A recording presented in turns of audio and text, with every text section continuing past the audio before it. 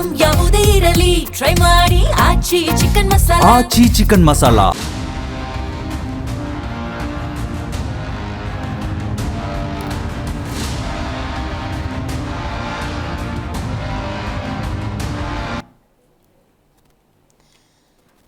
ನಮಸ್ಕಾರ, ಜಿ ಸಂವಾದಕ್ಕೆ ಸ್ವಾಗತ. ಮಧ್ಯಪ್ರಾಚ್ಯದ ಯುದ್ಧ ಭಾರತದ ನಿತ್ಯ ಬದುಕಿಗೆ ಸಮಸ್ಯೆಯನ್ನು ಉಂಟು ಮಾಡಿದೆ. ಹೌದು, ಇರಾನ್, ಇಸ್ರೇಲ್, ಅಮೇರಿಕಾದ ಯುದ್ಧ ನೋಡಿ. ಅಲ್ಲಿನ ನಾಗರಿಕರ ವಿಚಾರಕ್ಕೆ ಬರುವುದಾದರೆ ಅದು ಯಾವುದೇ ದೇಶ ಆಗಿರ್ಬೋದು, ಅವರಿಗೆ ಯುದ್ಧ ನಿಜಕ್ಕೂ ಕೂಡ ಬೇಡವೇ ಬೇಡ. ಆದರೆ ಸದ್ಯದ ಸಿಚುವೇಶನನ್ನು ನೋಡಿದ್ರೆ ಯಾಕೋ ಮುಗಿಯುವ ಲಕ್ಷಣಗಳೇ ಕಾಣ್ತಾ ಇಲ್ಲ. ಇತರ ರಾಷ್ಟ್ರಗಳು ಕೂಡ ಬಹಳಷ್ಟು ಸಮಸ್ಯೆಯನ್ನು ಎದುರಿಸ್ತಾ ಇದ್ದಾವೆ. ಇದರ ನಡುವೆ ಭಾರತದಲ್ಲಿ ವಿಶೇಷವಾಗಿ ಗ್ಯಾಸ್ ಸಿಲಿಂಡರ್ನ ಅಭಾವ ಅನ್ನೋದು ಬಹಳಷ್ಟು ಕಂಡು ಬರ್ತಾ ಇದೆ. ಈಗಾಗಲೇ ಕೇಂದ್ರ ಸರ್ಕಾರದ ಸಚಿವರಾಗಿರುವಂಥ ಹರ್ದೀಪ್ ಸಿಂಗ್ ಅವರು, ಹಾಗೆಯೇ ರಾಜ್ಯದ ಮುಖ್ಯ ಕಾರ್ಯದರ್ಶಿಗಳಾಗಿರುವಂತಹ ಶಾಲಿನಿ ರಜನೀಶ್ ಅವರು, ಹಾಗೆ ಸಚಿವರಾಗಿರುವಂತಹ KH ಮುನಿಯಪ್ಪನವರು ಯಾವುದೇ ರೀತಿಯ ಆತಂಕ ಬೇಡ ಅನ್ನುವಂಥ ಸ್ಪಷ್ಟ ನಿರ್ದೇಶನವನ್ನು ಕೊಟ್ಟಿದ್ದಾರೆ. ಅಂದರೆ ಗೃಹ ಬಳಕೆಗೆ ಯಾವುದೇ ರೀತಿಯ ವ್ಯತ್ಯಯ ಉಂಟಾಗದಂತೆ ನಾವು ಯಥಾಸ್ಥಿತಿಯನ್ನು ಕಾಯ್ದುಕೊಳ್ತಾ ಇದ್ದೀವಿ. ಆದರೆ ಕಮರ್ಷಿಯಲಿ ಒಂದಷ್ಟು ಸಮಸ್ಯೆ ಆಗುತ್ತೆ. ಯಾಕಂತ ಹೇಳಿದ್ರೆ ಮುಂದಿನ ದಿನಗಳಲ್ಲಿ ಯುದ್ಧ ಎಲ್ಲಿವರೆಗೆ ಆಗತ್ತೆ ಅನ್ನುವಂಥ ಅರಿವು ಇಲ್ದಿರೋದ್ರಿಂದಾಗಿ ಗೃಹ ಬಳಕೆಗೆ ಮುಂದಿನ ದಿನಗಳಲ್ಲಿ ಸಮಸ್ಯೆ ಉಂಟಾಗಬಾರ್ದು ಅನ್ನುವಂಥ ಸದುದ್ದೇಶದಿಂದ ಸ್ವಲ್ಪ ಕಮರ್ಷಿಯಲಿ ವ್ಯತ್ಯಯ ಉಂಟಾಗುತ್ತೆ ಅನ್ನುವಂತಹ ಕೆಲವೊಂದು ಮಾಹಿತಿಯನ್ನು ಹಂಚಿಕೊಂಡಿದ್ದಾರೆ. ಆದರೂ ಕೂಡ ಜನ ಪ್ಯಾನಿಕ್ ಆಗಿದ್ದಾರೆ, ಆತಂಕಗೊಂಡಿದ್ದಾರೆ, ಭಯಗೊಂಡಿದ್ದಾರೆ. ಯಾಕಂದರೆ ಕಮರ್ಷಿಯಲಿ ಅಷ್ಟೆಲ್ಲ ಸಮಸ್ಯೆ ಆಗ್ತಿದ್ದಾಗ 1980 ರೂಪಾಯಿ ಇದ್ದಂತಹ ಗ್ಯಾಸ್ ಸಿಲಿಂಡರ್ಗೆ 3000, 4000, 8000, 9000 ರೂಪಾಯಿ ಕೊಡಬೇಕು ಅನ್ನೋದಾದರೆ ಈಗ ಸಿಂಗಲ್ ಗ್ಯಾಸ್ ಇಟ್ಕೊಂಡಿರ್ತಾರೆ ನೋಡಿ, ಅಯ್ಯೋ ಮುಂದೇನಪ್ಪ ಮಾಡೋದು ಅನ್ನುವಂಥ ಸಹಜ ಪ್ರಶ್ನೆ ಉದ್ಭವಿಸುತ್ತೆ. ಹಾಗಾಗಿ ಗ್ಯಾಸ್ ಏಜೆನ್ಸಿಗಳ ಮುಂದೆ ಸಾಲುಗಟ್ಟಿ ನಿಂತುಕೊಂಡ್ಬಿಟ್ಟಿದ್ದಾರೆ. ಹಾಗಾದರೆ ಈ ಸಮಸ್ಯೆಯನ್ನು ಬಗೆಹರಿಸೋದೇಕೆ? ಕೇಂದ್ರ ಸರ್ಕಾರ ಇಂಥ ಸಂದರ್ಭದಲ್ಲಿ ಯಾವ ರೀತಿಯ ನಿರ್ಧಾರಗಳನ್ನು ತೆಗೆದುಕೊಳ್ಳಬೇಕು, ಯಾವ ರೀತಿ ನಿರ್ಧಾರಗಳನ್ನು ಈಗಾಗಲೇ ತೆಗೆದುಕೊಂಡಿದೆ?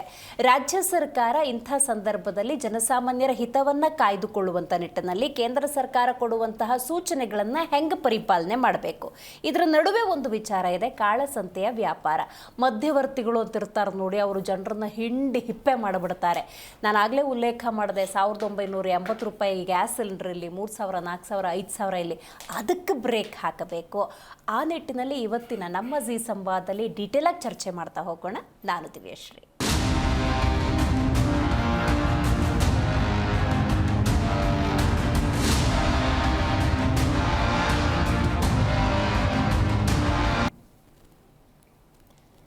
ನಾನು ವಿಶ್ವಸಂಸ್ಥೆಯ ಆಧಾರದಲ್ಲಿ ಕೆಲವೊಂದು ವಿಚಾರಗಳನ್ನು ಪ್ರಸ್ತಾಪ ಮಾಡಲೇಬೇಕು. ನೋಡಿ, ಇರಾನ್ ಪಕ್ಕದಲ್ಲಿರುವಂತಹ ಹಾರ್ಮುಜ್ ಜಲಸಂಧಿ ಇದು. ಯಾವುದೇ ರಾಷ್ಟ್ರ ಕೂಡ ಆ ಜಲಸಂಧಿಯ ಉಪಯೋಗವನ್ನು ಪಡೆದುಕೊಳ್ಳಬಹುದು. ಅದಕ್ಕೆ ಆಕ್ಷೇಪಣೆ ಇಲ್ಲವೇ ಇಲ್ಲ, ಅರ್ಥ ಮಾಡ್ಕೊಳ್ಳಿ. ಆದರೆ ವಿಶ್ವಸಂಸ್ಥೆ ಇನ್ನೊಂದು ಲೈನನ್ನು ಆ್ಯಡ್ ಮಾಡಿದೆ.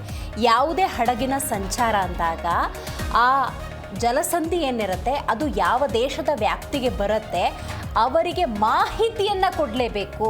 ಅಲ್ಲೊಂದು ಅನುಮತಿಯ ಪ್ರೋಸೆಸ್ ಅನ್ನೋದು ಡೆಫಿನೆಟ್ಲಿ ನಡಿಬೇಕು ಅನ್ನುವಂಥ ವಿಚಾರವನ್ನು ಪ್ರಸ್ತಾಪ ಮಾಡಿರೋದ್ರಿಂದಾಗಿ ಏನಾಗ್ತಿದೆ, ಇರಾನ್ ಆ ಜಲಸಂಧಿಯನ್ನು ಬಂದ್ ಮಾಡಿದೆ. ಯಾವುದೇ ರೀತಿಯ ಕಚ್ಚಾ ತೈಲಗಳು ಬರದ ರೀತಿಯ ವಾತಾವರಣ ನಿರ್ಮಾಣವಾಗಿದೆ. ರೈಟ್ ನಾವು ಸಿಚುವೇಶನ್ ಅಂತ ನೋಡೋದಾದರೆ ಬಹಳ ಮುಖ್ಯವಾಗಿ ಥೈಲ್ಯಾಂಡ್ನ ಒಂದು ಹಡಗು ಬರ್ತಾ ಇರುತ್ತೆ. ಯಾವುದೇ ರೀತಿಯ ಅನುಮತಿ ಅಥವಾ ಇಂಟಿಮೇಷನ್ ಅನ್ನೋದು ಇರಾನ್ಗೆ ಲಭ್ಯವಾಗಿಲ್ಲ, ಡೇಸ್ ಆಗೋಗಿದೆ. ಆದರೆ ಭಾರತಕ್ಕೆ ಈಗಾಗಲೇ ಒಂದು ಹಡಗು ಬಂದಿದೆ, ಅಂತ ಆತಂಕ ಪಡುವಂಥ ಅಗತ್ಯ ಇಲ್ಲ ಅನ್ನುವಂತಹ ಸದ್ಯದ ಮಾಹಿತಿ ಲಭ್ಯವಾಗಿದೆ. ಇನ್ನೊಂದೆರಡು ವಿಚಾರವನ್ನು ಪ್ರಸ್ತಾಪ ಮಾಡಲೇಬೇಕು. ಶಿವಾಲಿಕ್ ಮತ್ತು ನಂದಾದೇವಿ ಅನ್ನುವಂತಹ ಇನ್ನೆರಡು ಹಡಗುಗಳು ಬರುವಂತಹ ಪ್ರೋಸೆಸ್ನಲ್ಲಿದ್ದಾವೆ. 40,000 ಮೆಟ್ರಿಕ್ ಟನ್ LPGಯನ್ನು ಹೊತ್ತು ತರ್ತಾ ಇದ್ದಾವೆ. ಈ 2 ದಿವಸದಲ್ಲಿ ಬಂದಂಥ ಹಡಗಿನ ಬಗ್ಗೆ ನಾನು ಉಲ್ಲೇಖ ಮಾಡೋದಾದರೆ 1,35,335 ಮೆಟ್ರಿಕ್ ಟನ್ ಕಚ್ಚಾ ತೈಲವನ್ನು ಹೊತ್ತು ತಂದಿರುವಂಥ ಹಡಗು ಬಂದಿದ್ದಾಗಿದೆ. ಸೊ ಇಂಥ ಸಂದರ್ಭದಲ್ಲಿ ಯಾವುದೇ ರೀತಿಯ ಪರಿಸ್ಥಿತಿಯನ್ನು ನಿಭಾಯಿಸುವುದಕ್ಕೆ ಕೇಂದ್ರ ಸರ್ಕಾರ ತನ್ನದೇ ಆದಂತಹ ಪ್ರಯತ್ನಗಳನ್ನು ಮಾಡಿದೆ. ಕಾಳಸಂತೆಯ ವ್ಯಾಪಾರವನ್ನು ತಡೆಯುವಂಥ ನಿಟ್ಟಿನಲ್ಲಿ ಎಸ್ಮಾ ಜಾರಿಗೊಳಿಸಿದೆ.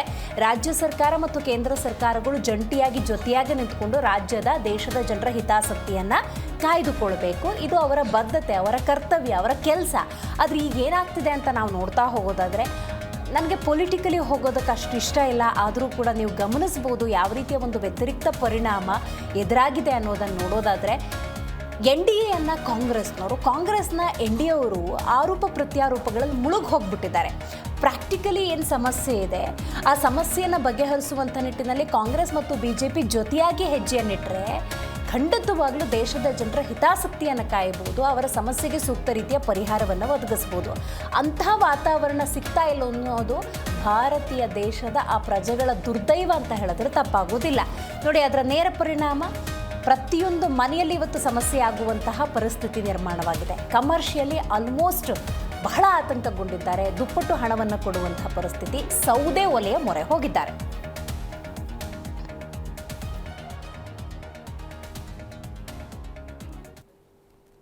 ಇದಕ್ಕೆ ಸಂಬಂಧಪಟ್ಟಂತೆ ಹಲವರು ಮಾತಾಡಿದ್ದಾರೆ, ಬನ್ನಿ ಕೇಳೋಣ. हमारा प्रयास है कि देश के नागरिकों पर युद्ध का कम से कम प्रभाव पड़े. इस समय कांग्रेस से उम्मीद थी कि वो एक जिम्मेदार राजनीतिक दल की भूमिका निभाए, लेकिन कांग्रेस देश हित के इस महत्वपूर्ण काम में भी फिर एक बार फेल हो गई. कांग्रेस पूरी कोशिश कर रही है कि देश में पैनिक क्रिएट हो, देश मुश्किल में फंस जाए और उसके बाद कांग्रेस भर भर कर मोदी को गाली दे. साथियों, कांग्रेस के लिए और कांग्रेस असम के लिए, देश के लिए ಕಾಂಗ್ರೆಸ್ का कोई ವಿಷನ್ ही नहीं है. ಸದ್ಯಕ್ಕೇನು ತೊಂದರೆ ಇಲ್ಲ ಅಂತ ಹೇಳ್ತಿದ್ದಾರೆ. ಡೊಮೆಸ್ಟಿಕ್ ಏನು ಪ್ರಾಬ್ಲಮ್ ಇಲ್ಲ. ಸ್ವಲ್ಪ ಮಟ್ಟಿಗೆ ಈ ಹೋಟೆಲ್ಲು ಆ ಥರದ್ದು ಕಮರ್ಷಿಯಲ್ ಇದಕ್ಕೆ ಸ್ವಲ್ಪ ಪ್ರಾಬ್ಲಮ್ ಆಗಿದೆ. ಅವರಿಗೆ ಒಂದೆರಡು ದಿವಸ ಸ್ವಲ್ಪ ತೊಂದರೆ ಆಗ್ಬೋದು. ಅದಕ್ಕೆ ಸರಿಪಡಿಸೋದಕ್ಕೆ ಅಭಾವ ಸೃಷ್ಟಿ ಮಾಡ್ತಾ ಇದ್ದಾರೆ. ಅಂಥದ್ದು ಇಲ್ಲಲ್ಲ. ಕಾಳ ಹೋರ್ಡ್ ಮಾಡಿ ಕಾಳಸಂತೆಯಲ್ಲಿ ಏನಾದರೂ ಮಾರಾಟ ಮಾಡೋದಕ್ಕೆ ಪ್ರಯತ್ನ ಮಾಡಿದ್ರೆ ಅವ್ರ ಮೇಲೆ ಕಾನೂನಿನ ಕ್ರಮ ತಗೊಳ್ತೀವಿ. ಈಗಾಗಲೇ ನಾವು ಪೊಲೀಸ್ಗೆ ಇಡೀ ರಾಜ್ಯದಲ್ಲಿ ಇನ್ಸ್ಟ್ರಕ್ಷನ್ ಕೊಟ್ಟಿದ್ದೇವೆ. ಎಲ್ಲಾದರೂ ಕಾಳಸಂತೆ ವ್ಯಾಪಾರ ಮಾಡೋರು ಇದ್ದರೆ ಅವ್ರನ್ನ ಹಿಡ್ಕೊಳ್ಳಿ ಅಂತ ಹೇಳಿದ್ದೇವೆ. ಅದಕ್ಕೆ ಆಸ್ಪದ ಕೊಡೋದಿಲ್ಲ. ಈ ಖಾಸಗಿಯಾಗಿ ಈ ಗ್ಯಾಸ್ ಶಾರ್ಟೇಜ್ ಏನಿದೆ ದುರುಪಯೋಗ ಮಾಡೋದ್ರ ಬಗ್ಗೆ ಈಗಾಗಲೇ ಎಸ್ಮಾ ಜಾರಿಗೆ ತಂದಿದ್ದಾರೆ. ಯಾರು ಆ ಥರ ಮಾಡಬಾರ್ದು. ರಾಜ್ಯ ಸರ್ಕಾರ ಮೊನ್ನೆ ಸಿದ್ದರಾಮಯ್ಯನವರು ಹೇಳಿದ್ರಲ್ಲ, ಸ್ಟ್ರೈಕ್ ಮಾಡೋದು ಕರೆಕ್ಟು, ಮಾಡಗಳಿ ಅಂತ. ಹಂಗೆಲ್ಲ ಹೇಳಿಕೆ ಕೊಡಬಾರ್ದು. ಜವಾಬ್ದಾರಿ ಇರುವಂಥ ಮುಖ್ಯಮಂತ್ರಿ ಎಲ್ಲಿ ಈ ಥರ ಕಾಳಸಂತೆ ಆಗ್ತಾ ಇದೆ ಅದನ್ನು ತಡೆಗಟ್ಟುವಂಥ ಕೆಲಸ ರಾಜ್ಯ ಸರ್ಕಾರ ಮಾಡಬಹುದು. ಇದು ಯುದ್ಧದ ಸಮಯ, ಯುದ್ಧ ನಡೀತಾ ಇದೆ ಪ್ರಪಂಚದಲ್ಲಿ. ಅಟ್ಲೀಸ್ಟ್ ಯಾರು ಟೀಕೆ ಮಾಡ್ತಾರೆ, ಯಾರ್ಯಾರು ನಮ್ಮ ಟೀಕೆಗಳನ್ನು ಮಾಡ್ತಾ ಇದ್ದಾರೆ ನಾನು ನೋಡ್ತಾ ಇದ್ದೀನಿ. ಯಾರ್ಯಾರು ಟೀಕೆಗಳು ಮಾಡ್ತಾ ಇದ್ದಾರೆ, ಆಲ್ಟರ್ನೇಟಿವ್ ಹೇಳಿ. ಆಯ್ತು, ಈಗ ಯುದ್ಧ ನಡೀತಾ ಇದೆ, ಯುದ್ಧನ ನಾವೋಗು ಯುದ್ಧ ಮಾಡಬೇಕಾ ಅಥವಾ ನಾವು ಹೇಳಿದ್ರೆ ಯುದ್ಧ ನಿಂತು ಹೋಗ್ತೈತಾ? ಅರ್ಥ ಮಾಡ್ಕೊಬೇಕು. ಯುದ್ಧದ ಪರಿಸ್ಥಿತಿಯಲ್ಲಿ ನಮ್ಮ ನಡವಳಿಕೆ ಹೆಂಗಿರಬೇಕು ಅನ್ನೋದನ್ನ ಅರ್ಥ ಮಾಡ್ಕೊಬೇಕು. ಸನ್ಮಾನ್ಯ ಮುನಿಯಪ್ಪನವರು ಸಚಿವರು, ಆಹಾರ ಸಚಿವರು, ಅವರು ಬಹಳ ಒಳ್ಳೆ ರೀತಿಯಾದಂಥ ಮಾತುಗಳನ್ನು ವಿಧಾನಸಭೆಯಲ್ಲಿ ಹೇಳಿದ್ದಾರೆ. ಇದು ಯುದ್ಧದ ಸಂದರ್ಭ, ನಾವೆಲ್ಲರೂ ತಾಳ್ಮೆಯಿಂದ ಸಾಕಾರ ಮಾಡಬೇಕು ಅಂತ ಮಾತನ್ನು ಹೇಳಿದ್ದಾರೆ. ನಾನು ಕೂಡ ರಾಜ್ಯದ ಜನತೆಗೆ ಇದು ಯುದ್ಧದ ಸಂದರ್ಭ, ಬೇರೆ ಸಂದರ್ಭ ಆಗಿದ್ರೆ ಬೇರೆ ಸಂದರ್ಭ ಆಗಿ ಶಾರ್ಟೇಜ್ ಆಗಿದ್ರೆ ಅವಾಗ ಕೇಂದ್ರ ಸರ್ಕಾರವನ್ನು ಟೀಕೆ ಮಾಡಿ. ನೋಡಿ, ಮುನಿಯಪ್ಪನವರು ದೇಶದ ಮಂತ್ರಿಯಾಗಿನೂ ಕೆಲಸ ಮಾಡಿದ್ದಾರೆ, ರಾಜ್ಯದಲ್ಲೂ ಮಂತ್ರಿ ಆಗಿದ್ದಾರೆ. ಸಿದ್ದರಾಮಯ್ಯ ಎಲ್ಲೂ ಹೋಗಿಲ್ಲ. ಮೈಸೂರು ಉಂಡಿ ಬಿಟ್ರೆ ಇನ್ನೆಲ್ಲೂ ಹೋಗಿಲ್ಲ ಅವರು. ಅದಕ್ಕೆ ಏನು ಗೊತ್ತಿಲ್ಲ ಅವ್ರಿಗೆ. ಎಲ್ಲದರಲ್ಲೂ ರಾಜಕೀಯ ಮಾಡಕ್ ಹೋಗ್ತಾರೆ. ಇದು ಒಳ್ಳೇದಲ್ಲ. ಯುದ್ಧ ನಡೀತಾ ಇದೆ, ಎಲ್ಲರೂ ಪ್ರಪಂಚ ಎಲ್ಲರಿಗೂ ಗೊತ್ತಿದೆ. ಯುದ್ಧ ಸಂದರ್ಭದಲ್ಲಿ ಯಾವ ರೀತಿ ಮಾತಾಡಬೇಕು ಅನ್ನೋದು ಅರ್ಥ ಮಾಡ್ಕೊಂಡು ಮಾತಾಡಬೇಕು.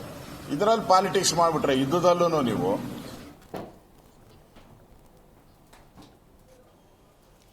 ಈ ಬಗ್ಗೆ ಮಾತಾಡಲಿಕ್ಕೆ ಮೊದಲನೇದಾಗಿ ನಮ್ಮ ಕಾರ್ಯಕ್ರಮದಲ್ಲಿ ಕಾಂಗ್ರೆಸ್ ವಕ್ತಾರರಾಗಿರುವಂತಹ ದರ್ಶನ್ ಅವರಿದ್ದಾರೆ, ನಮಸ್ಕಾರ. ಇನ್ನು ಬಿಜೆಪಿ ವಕ್ತಾರರಾಗಿರುವಂತಹ ಕಾಂತಿ ಶೆಟ್ಟಿ ಅವರಿದ್ದಾರೆ, ನಮಸ್ಕಾರ. ಇನ್ನು ಎಪಿ ವಕ್ತಾರರಾಗಿರುವಂತಹ ಪುಟ್ಟಣಗೌಡ ಅವರಿದ್ದಾರೆ, ನಮಸ್ಕಾರ. ದರ್ಶನ್ ಅವರೇ, ಸಿಲಿಂಡರ್ನ ಅಭಾವಕ್ಕೆ ಕೇಂದ್ರ ಅಥವಾ ಬಿಜೆಪಿ ಹೇಗೆ ಹೊಣೆಯಾಗುತ್ತೆ? ಮೇಡಮ್, ನಾನು ಈಗ ಆರ್ ಅಶೋಕ್ ಅವ್ರು ಹೇಳ್ತಾ ಇದ್ರು ಟೀಕೆ, ಕಾಂಗ್ರೆಸ್ನವರು ಟೀಕೆ ಮಾಡ್ತಾ ಇದ್ದಾರೆ, ಯುದ್ಧದ ಸಂದರ್ಭ ಅನ್ನುವಂತ ಮಾತು ಹೇಳಿದ್ರು. ನಾನು ಟೀಕೆ ಮಾಡಲ್ಲ, ನಡಿಬೇಕಾದಂತ ವಾಸ್ತವಾಂಶವನ್ನ ಬೆಳಕು ಚೆಲ್ಲಲಿಕ್ಕೆ ಹೋಗ್ತೀನಿ ಮೇಡಮ್. ಮೇಡಮ್, ಇವತ್ತು ನಮ್ಮ ರಾಷ್ಟ್ರದ ಏನು ಮೊದಲನ ಬಜೆಟ್ 198 ಕೋಟಿ ರೂಪಾಯಿ ಅವರು ನೆಹರು ಅವರ ಏನು ಪ್ರಧಾನಿಯಾಗಿದ್ದಾಗ 198 ಕೋಟಿ ರೂಪಾಯಿ ಬಜೆಟ್ ನಮ್ಮ ದೇಶದಿತ್ತು. ಇವತ್ತು ನಮ್ಮ ದೇಶದ ಬಜೆಟ್ ಬಂದು 55 ಲಕ್ಷ ಕೋಟಿ ರೂಪಾಯಿ ಮೇಡಮ್. ಅಂದ್ರೆ ಈ ರೀತಿಯಾದಂತ ದಿಸ್ ಆರ್ ವೆರಿ ಎಸೆನ್ಷಿಯಲ್, ಅತಿ ಅವಶ್ಯಕತೆ ಇರ್ತಕ್ಕಂತಹ ದಿನಬಳಕೆಯ ವಸ್ತುಗಳ ಸಂಗ್ರಹಣೆ ಮಾಡುವಂತಹದ್ದು ನಮ್ಮ ಇಷ್ಟು ದೊಡ್ಡ ಗಾತ್ರದ ಬಜೆಟ್ ಇರ್ತಕ್ಕಂತಹ ಭಾರತ ದೇಶದ ಆದ್ಯ ಕರ್ತವ್ಯ. ಎಸೆನ್ಷಿಯಲ್ ಗೂಡ್ಸ್ ಅಂತ ಹೇಳ್ತೀವಿ ನಾವು.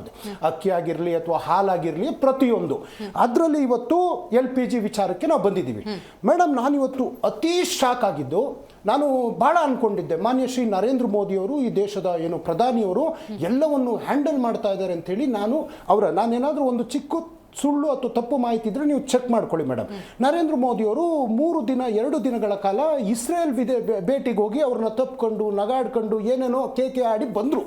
ಬಂದ ಮೇಲೆ ಜೈಶಂಕರ್ ಅವ್ರ ಜೊತೆ ಇವರು ಏನೋ ಮಾತುಕತೆ ಮಾಡ್ತಾ ಇದ್ದಾರೆ, ಅಥವಾ ಏನೋ ಹರ್ಜಿತ್ ಸಿಂಗ್ ಪುರಿ ಅವ್ರ ಜೊತೆ ಮಾತುಕತೆ ಮಾಡ್ತಾ ಇದ್ದಾರೆ, ಅಥವಾ ಯುದ್ಧದ ಸಂದರ್ಭ ರಾಜನಾಥ್ ಸಿಂಗ್ ಅವ್ರ ಜೊತೆ ಮಾತುಕತೆ ಮಾಡ್ತಾ ಇದ್ದಾರೆ, 3 ಸೇನೆಯ ಮುಖ್ಯಸ್ಥರನ್ನ ಕರೆಸಿ ಇವರು ಮಾತಾಡ್ತಾ ಇದ್ದಾರೆ, ಅಥವಾ ಸಂಬಂಧಪಟ್ಟ ರಾಜ್ಯಗಳ ಮುಖ್ಯಮಂತ್ರಿಗಳ ಜೊತೆ ಏನಾದರೂ ಮಾತಾಡ್ತಾ ಇದ್ದಾರೆ ಅಂತ ಅವರ ಟ್ವಿಟರ್ ಖಾತೆ, ಅವರ ಫೇಸ್ಬುಕ್ ಖಾತೆ, ಅವರು ಇನ್ಸ್ಟಾಗ್ರಾಮ್ ಖಾತೆಗಳಿಗೆ ಹೋಗಿ ನಾನು ನೋಡಿದಾಗ ಮೇಡಮ್, ಅವರು ಎಲ್ಲಿ ಇಸ್ರೇಲಿಂದ ಬಂದ್ರಲ್ಲ ಮೇಡಮ್, ಅವರು ಹೋಗಿರ್ತಕ್ಕಂಥ ಒಂದು ಜಾಗ ಗುವಾಹತಿ ಅನ್ನುವಂಥ ಪ್ರದೇಶ, ಇನ್ನೊಂದು ಜಾಗ ಸಿಲ್ಚರ್ ಅನ್ನುವಂತಹ ಪ್ರದೇಶ. ಸಿಲ್ಚರ್ಲಿ ಇವತ್ತು ಮಧ್ಯಾಹ್ನ ಚುನಾವಣಾ ಪ್ರಚಾರದ ಭಾಷಣ, ಇದು ಯಾವುದು LPG ಸಿಲಿಂಡರ್ ಭಾಷಣ ಅಲ್ಲ, ಸಿಲ್ಚರ್ಲಿ ಗುವಾಹತಿಯಲ್ಲಿ ಚುನಾವಣಾ ಪ್ರಚಾರದ ಭಾಷಣ. ಮತ್ತೆ ಇವತ್ತು ಸಂಜೆ ಕೋಲ್ಕತ್ತಾದಲ್ಲಿ ಚುನಾವಣಾ ಪ್ರಚಾರದ ಭಾಷಣ, ಮೊನ್ನೆ ಕೊಚ್ಚಿನಲ್ಲಿ ಚುನಾವಣಾ ಪ್ರಚಾರದ ರೋಡ್ ಶೋ, ಅದಾದ್ಮೇಲೆ ಕೊಚ್ಚಿನಲ್ಲಿ ಚುನಾವಣಾ ಪ್ರಚಾರದ ಭಾಷಣ, ಅದಾದ್ಮೇಲೆ ಎರ್ನಾಕುಲಂನಲ್ಲಿ ಚುನಾವಣಾ ಪ್ರಚಾರದ ಭಾಷಣ ಮೇಡಮ್. ಅದಾದ್ಮೇಲೆ ಅಸ್ಸಾಂನಲ್ಲಿ ಮತ್ತೆ ಕೋಕ್ರೋಝರ್ ಅಂತ ಹೇಳ್ಬಿಟ್ಟು ಆ ಪ್ರದೇಶದಲ್ಲಿ ಚುನಾವಣಾ ಪ್ರಚಾರ, ಮತ್ತೆ ತಮಿಳುನಾಡಲ್ಲಿ ತಿರುಚನಪಲ್ಲಿಯಲ್ಲಿ ಚುನಾವಣಾ ಪ್ರಚಾರ, ಕೋಟಾ ಗುಜರಾತ್ನಲ್ಲಿ ಚುನಾವಣಾ ಪ್ರಚಾರ, ಮಧುರೈನಲ್ಲಿ ಚುನಾವಣಾ ಪ್ರಚಾರ, ಸನ್ನಂದ್ ಅಂತ ಹೇಳ್ಬಿಟ್ಟು ಅದು ಸಮೇತ ಅಸ್ಸಾಂನಲ್ಲಿ ಚುನಾವಣಾ ಪ್ರಚಾರ ಮಾಡ್ತಾ ಇದ್ದಾರೆ ನರೇಂದ್ರ ಮೋದಿಯವರು ಇಸ್ರೇಲಿಂದ ಭಾರತಕ್ಕೆ ಬಂದಾಗ. ಮೇಡಮ್, ಈ ರಾಜ್ಯದಲ್ಲಿ ಈ ದೇಶದಲ್ಲಿ ಜನ ಹೈರಾಣಾಗಿ ಹೋಗಿದ್ದಾರೆ. ನಾನು ದಿನ ಹೋಗುವಂಥ ಹೋಟ್ಲು ಮೇಡಮ್, ನೆನ್ನೆ ಹೋದೆ, 55 ರೂಪಾಯಿ ಬಿರಿಯಾನಿ ಕೊಡುವಂಥ ಹೋಟ್ಲು ನೆನ್ನೆ ಹೋದ ತಕ್ಷಣ 75 ಅಂದರು. 20 ರೂಪಾಯಿ ದೊಡ್ಡದೇ ಇಲ್ಲ, ದಸಕ್ಕಂತ ಇದೆ. 20 ರೂಪಾಯಿ ಏನಕ್ಕೆ ಹೆಚ್ಚು ಮಾಡಿದ್ದೀರಿ ಅಂತ. ಸಾಂಬಾರು ಕೊಡಬೇಕು, ಶೇರ್ವಾ ಕೊಡಬೇಕು, ಕೊಡಲ್ಲ, ನಾವು ಮಾಡೋಕ್ಕಾಗ್ತಾ ಇಲ್ಲ ಅಂತ. ಮಧ್ಯಾಹ್ನ ಒಂದು ಹೋಟ್ಲಿಗೆ ಹೋಗಿದ್ದೀವಿ, ನಾವು ರೇಟ್ ಜಾಸ್ತಿ ಮಾಡೋದಕ್ಕಿದ್ದೀವಿ, 2000 ರೂಪಾಯಿ ಸಿಲಿಂಡರ್ ಇವತ್ತು 4000 ರೂಪಾಯಿ ಆಗಿದೆ ಅಂತ ಅವ್ರು ಹೇಳ್ತಾ ಇದ್ದಾರೆ ಮೇಡಮ್. ಹಾಗೇನೆ ನಮ್ಮ ದೇಶದ ಪ್ರಧಾನಿ ನಾವೊಂದು ಉತ್ತಮವಾದಂಥ ಬಾಂಧವ್ಯನ ಇರಾನ್ ಜೊತೆ ಇಟ್ಕೊಂಡಿದ್ವಿ. ಆ ಖಮೇನಿಯವರ ಹತ್ಯೆ ಆದಾಗ ಒಂದು ಭಾರತ ದೇಶದ ಪ್ರಧಾನಿ ಒಂದು ಕಂಡೋಲೆನ್ಸ್ನ ಕೊಟ್ರ. ಒಂದು ಮೇಡಮ್, ಚಿಕ್ಕ ಮಕ್ಕಳು 168 ಜನ ಹತ್ಯೆ ಆದಾಗ ಭಾರತ ಯಾವತ್ತೂ ಶಾಂತಿ ಪ್ರಿಯ ದೇಶ, ಆ ಚಿಕ್ಕ ಹೃದಯಗಳಿಗೊಂದು ಸಾಂತ್ವನ ಹೇಳುವಂತಹ ಕೆಲಸ ಮಾಡಿದ್ರ ಅನ್ನುವಂಥ ಇನ್ನೊಂದು ಪ್ರಶ್ನೆ ಮೇಡಮ್. ನಮ್ಮ ದೇಶಕ್ಕೆ ಬ್ಯಾಂಕಾಕ್ನ ಹಡಗು ಮಯೂರಿ ನಾರಿ ಅನ್ನುವಂಥ ಹಡಗು ಬರ್ತಾ ಇತ್ತು, ಇರಾಕ್ನವರು ಹಡಗನ್ನ ಹೊಡೆದು ಉಳಿಸಿದ್ರು. ಒಂದೇ ಒಂದು ಕಂಡೆಮ್ ಮಾಡುವಂಥ ಕೆಲಸ ದೇಶದ ಪ್ರಧಾನಿ ಮಾಡಿದ್ರ ಮೇಡಮ್. ಇರಾಕ್ನ ಒಂದು ಹಡಗು ನಮ್ಮ ದೇಶಕ್ಕೆ, ಅದಕ್ಕೆ ರಾಷ್ಟ್ರಪತಿಗಳು ಪ್ರೆಸೆನ್ಸ್ ಇರ್ತಾರೆ, ಸಮರಾಭ್ಯಾಸ ಮಾಡ್ತಾ ಇರ್ತಾರೆ, ಅವರನ್ನ ಕಳಿಸ್ಕೊಡುವಂಥದ್ದು ಆತಿಥೇಯ ಧರ್ಮ. ಭಾರತ ನಮ್ದು ಆ ಸಂಸ್ಕೃತಿ ಸಂಪ್ರದಾಯ. ಅಲ್ಲಿ 87 ಜನರನ್ನ ಅಮೆರಿಕದವರು ಹೊಡೆದಾಕ್ತಾರೆ, ಒಂದೇ ಒಂದು ಕಂಡೋಲೆನ್ಸ್ ಕೊಟ್ಟಿಲ್ಲ. ಇದು ಒಂದು ಭಾಗ ಆಯಿತು ಮೇಡಮ್. ಇವತ್ತು ಇಷ್ಟೆಲ್ಲ ಹೈರಾಣಾಗಿದ್ದೀವಿ. ನೀವು ಹೇಳ್ತಾ ಇದ್ದೀರಾ 2 ಹಡಗುಗಳು ಮೇಡಮ್, ಶಿವಾನಿಕಾ ಮತ್ತೆ ನಂದಾದೇವಿ ಅನ್ನೋ ಹಡಗುಗಳು ಬರ್ತಾ ಇದೆ. ಯಾವತ್ತು ದೇ ಸ್ಟಾರ್ಟೆಡ್ ದ ಜರ್ನಿ. ನಾವಿಲ್ಲಿ ಯಾವುದೇ ಒಂದು ಬಾಂಧವ್ಯನೂ ಇಲ್ಲ, ಮಾತುಕತೆನೂ ಇಲ್ಲ, ಎಂಬಸಿಗಳ ಜೊತೆ ಮಾತುಕತೆ ಇಲ್ಲ, ರಾಷ್ಟ್ರಗಳ ಪ್ರಧಾನಿಗಳ ಜೊತೆ ಮಾತುಕತೆ ಇಲ್ಲ. ಖುದ್ದು ಪ್ರಧಾನಿ ದೇಶದ ವಿದೇಶಾಂಗ ಸಚಿವರ ಜೊತೆ, ರಕ್ಷಣಾ ಸಚಿವರ ಜೊತೆ, ಪೆಟ್ರೋಲಿಯಂ ಸಚಿವರ ಜೊತೆ, ಅಥವಾ ರಾಜ್ಯದ ಮುಖ್ಯಮಂತ್ರಿಗಳ ಜೊತೆ ಮಾತಾಡ್ಬೇಕಲ್ವಾ? ಸಿದ್ದರಾಮಯ್ಯನವ್ರ ಜೊತೆನೂ ಮಾತಾಡಬೇಕು, ಏಕನಾಥ್ ಶಿಂದೆ ಜೊತೆಗೂ ಮಾತಾಡಬೇಕು, ಅಥವಾ ಇನ್ಯಾವ ರಾಜ್ಯದ ಮುಖ್ಯಮಂತ್ರಿ ಅವ್ರ ಜೊತೆ ಮಾತಾಡಬೇಕು. ಹೋಗಿ ಇವರು ನಾಚಿಕೆ ಮಾನ ಬಿಟ್ಟು ಚುನಾವಣಾ ಪ್ರಚಾರ ಮಾಡ್ತಾ ಇದಾರಲ್ಲ, ಒಂದು ಚೂರಾದ್ರೂ ಈ ದೇಶದ ಪ್ರಧಾನಿಗೆ ಮಾನ ಮರ್ಯಾದೆ ಘನತೆ ಗೌರವ, ಈ ದೇಶದ ಜನರ ಪ್ರಾಣ ಅವರ ಬದುಕು ಅನ್ನೋದು ಮುಖ್ಯ ಅಂತ ಇವರು ತಿಳ್ಕೊಂಡಿದ್ದಾರಾ ಮೇಡಮ್? ವಿದೇಶ ಸುತ್ತೋದು, ಚುನಾವಣಾ ಪ್ರಚಾರ ಮಾಡೋದು ಇಂಥ ಸಂಕಷ್ಟದ ಸಂದರ್ಭದಲ್ಲಿ ಬೇಕನ್ನುವಂಥದ್ದೇ ಪ್ರಶ್ನೆ ಮೇಡಮ್. ರೈಟ್. ಕಾಂತಿ ಶೆಟ್ಟಿ ಅವರೇ, ನೀವು ಹೇಳಬೇಕು, ದೇಶದ ನಾಗರಿಕರ ಭದ್ರತೆಯನ್ನು, ಅವರ ಬದುಕನ್ನು ಕಟ್ಟಿಕೊಡಬೇಕಾಗಿರುವಂತಹ ದೇಶದ ಪ್ರಧಾನಿ ಚುನಾವಣಾ ಭಾಷಣಗಳಲ್ಲಿ ಬ್ಯುಸಿಯಾಗಿದ್ದಾರೆ ಅನ್ನೋದೇ ಕಾಂಗ್ರೆಸ್ನವರ ಒಂದು ಆರೋಪ. At the same time Iran ಜೊತೆಗೆ ಉತ್ತಮ ಬಾಂಧವ್ಯವನ್ನು ಹೊಂದಿಲ್ಲ ಭಾರತ. ಮೈಯೆಲ್ಲ ಪರ್ಚ್ಕೊಂಡ್ರಂತೆ ಕೈಲಾಗದವ್ರು. ಗಾದೆ ನೆನಪಿ ಬರ್ತಾ ಇದೆ ಈಗ. ಹೆಂಗ್ ಮಾತಾಡಿದ್ರು ಅಂದ್ರೆ, ಯಾವ ತರ ಮಾತಾಡಿದ್ರು ಅಂದ್ರೆ ಗೊತ್ತಾಗುತ್ತೆ, ಅವ್ರು ಮಾತಾಡುವ ಒಂದು ಇದ್ರಲ್ಲೇ ಗೊತ್ತಾಗುತ್ತೆ ಏನೋ ಆಗಿದೆ ಇವರಿಗೆ ಅಂತ. ಪ್ರತಿಯೊಂದು ಇದೆ, ಮತ್ತೆ ಮಾತಾಡದೇ ಇದೆ, ಪ್ರತಿಯೊಂದು ಚೂರು 6.5 ನಿಮಿಷ ಮಾತಾಡಿದ್ರೆ 1 ನಿಮಿಷ ಅಸ್ಸಾಂ, ಗುಜರಾತ್, ಹಾಗೆ ಮೈಕ್ ಹಾಕೊಂಡ್ಬಿಡಿ ಮೇಡಮ್, ನೀವು ಮಾತಾಡ್ಬೇಕಲ್ಲ. ಅಸ್ಸಾಂ, ಗುಜರಾತ್, ತಮಿಳುನಾಡು, ಕೇರಳ ಪ್ರತಿಯೊಂದು ರಾಜ್ಯದ ಚುನಾವಣಾ ಪ್ರಚಾರ ಮೋದಿಯವರ ಪ್ರೊಫೈಲ್ನಲ್ಲಿ ಹಾಕಿರೋದು. ನಾನು ಯಾವುದು ಕಟ್ಟು ಕತೆ ಹೇಳ್ತಾ ಇಲ್ಲ, ನೀವು ಟಿವಿಲಿ ಡಿಸ್ಪ್ಲೇ ಮಾಡ್ತಾ ಇರ್ತಕ್ಕಂಥದ್ದು ಅದು ಕೋಲ್ಕತ್ತಾದ ಚುನಾವಣಾ ಪ್ರಚಾರ. ಇಷ್ಟೊತ್ತಿಂದ ಅವ್ರು ಮಾತಾಡ್ತಾ ಇದ್ರು. ನಾನು ಹೇಳೋದು, ಜಾಗತಿಕ ಮಟ್ಟದಲ್ಲಿ ಯುದ್ಧದ ಕ್ರೈಸಿಸ್ ನಡೀತಾ ಇದೆ. ಒಂದು ದೇಶದ ಒಳಗಡೆ ಯಾವ ಥರ ಆಗ್ತಾ ಇದೆ ಅಂತ ಹೇಳಿದ್ರೆ, ಯಾವ ಥರ ಇವರು ಮಾತಾಡ್ತಿದ್ದಾರೆ ಅಂದರೆ, ನಿನ್ನೆ ಮೊನ್ನೆಯಿಂದ ನಾವು ನೋಡ್ತಾನೇ ಇದ್ದೀವಿ. ಎಲ್ಲೋ ಈ ಥರ ತೊಂದರೆಗಳಾದಾಗ ಇಡೀ ಜಾಗತಿಕ ಇಲ್ಲ, ಈ ದೇಶ ನಡೀತಾ ಇರುವಾಗ ಏನೋ ಆಯಿತು ಅಂದರೆ ಇವರೇನೋ ಚುನಾವಣೆ ಭಾಷಣ ಹೋದಾಗ ಮಾತಾಡೋದು ಸರಿ ಇದೆ. ದೇಶದಲ್ಲಿ ಈ ಥರ ಆಗ್ತಾ ಇದೆ ಅಂತ ಅಂದರೆ, ದೇಶದಿಂದ ಏನಾದ್ರು ತೊಂದರೆ ಆಗಿದೆಯಾ? ಆಂತರಿಕ ಏನಾದ್ರು ತೊಂದರೆ ಆಗಿದೆಯಾ? ಜಾಗತಿಕ ಮಟ್ಟದಲ್ಲಿ ಅನೇಕ ದೇಶಗಳಿಗೆ ತೊಂದರೆ ಆಗುವಂಥದ್ದು ನಮಗೂ ಆಗಿದೆ. ನರೇಂದ್ರ ಮೋದಿ ಅವರಿಂದ ತೊಂದರೆ ಅಲ್ಲ ಇದು ಜಾಗತಿಕ ಮಟ್ಟದಲ್ಲಿ ಕ್ರೈಸಿಸ್ ಸಮಯ. ಈ ಸಮಯದಲ್ಲಿ ಸರಿಸುಮಾರು ಎಲ್ಲ ದೇಶಗಳಲ್ಲೂ ಕೂಡ 20% ಪೆಟ್ರೋಲ್ ಜಾಸ್ತಿ ಮಾಡಿದ್ದಾರೆ, ಎಲ್ಲ ದೇಶದಲ್ಲೂ ಎಕ್ಸೆಪ್ಟ್ ಭಾರತ. ಅದು ಇವ್ರಿಗೆ ಗೊತ್ತಿರಲ್ಲ ಅನ್ಸುತ್ತೆ ಬಹುಶಃ.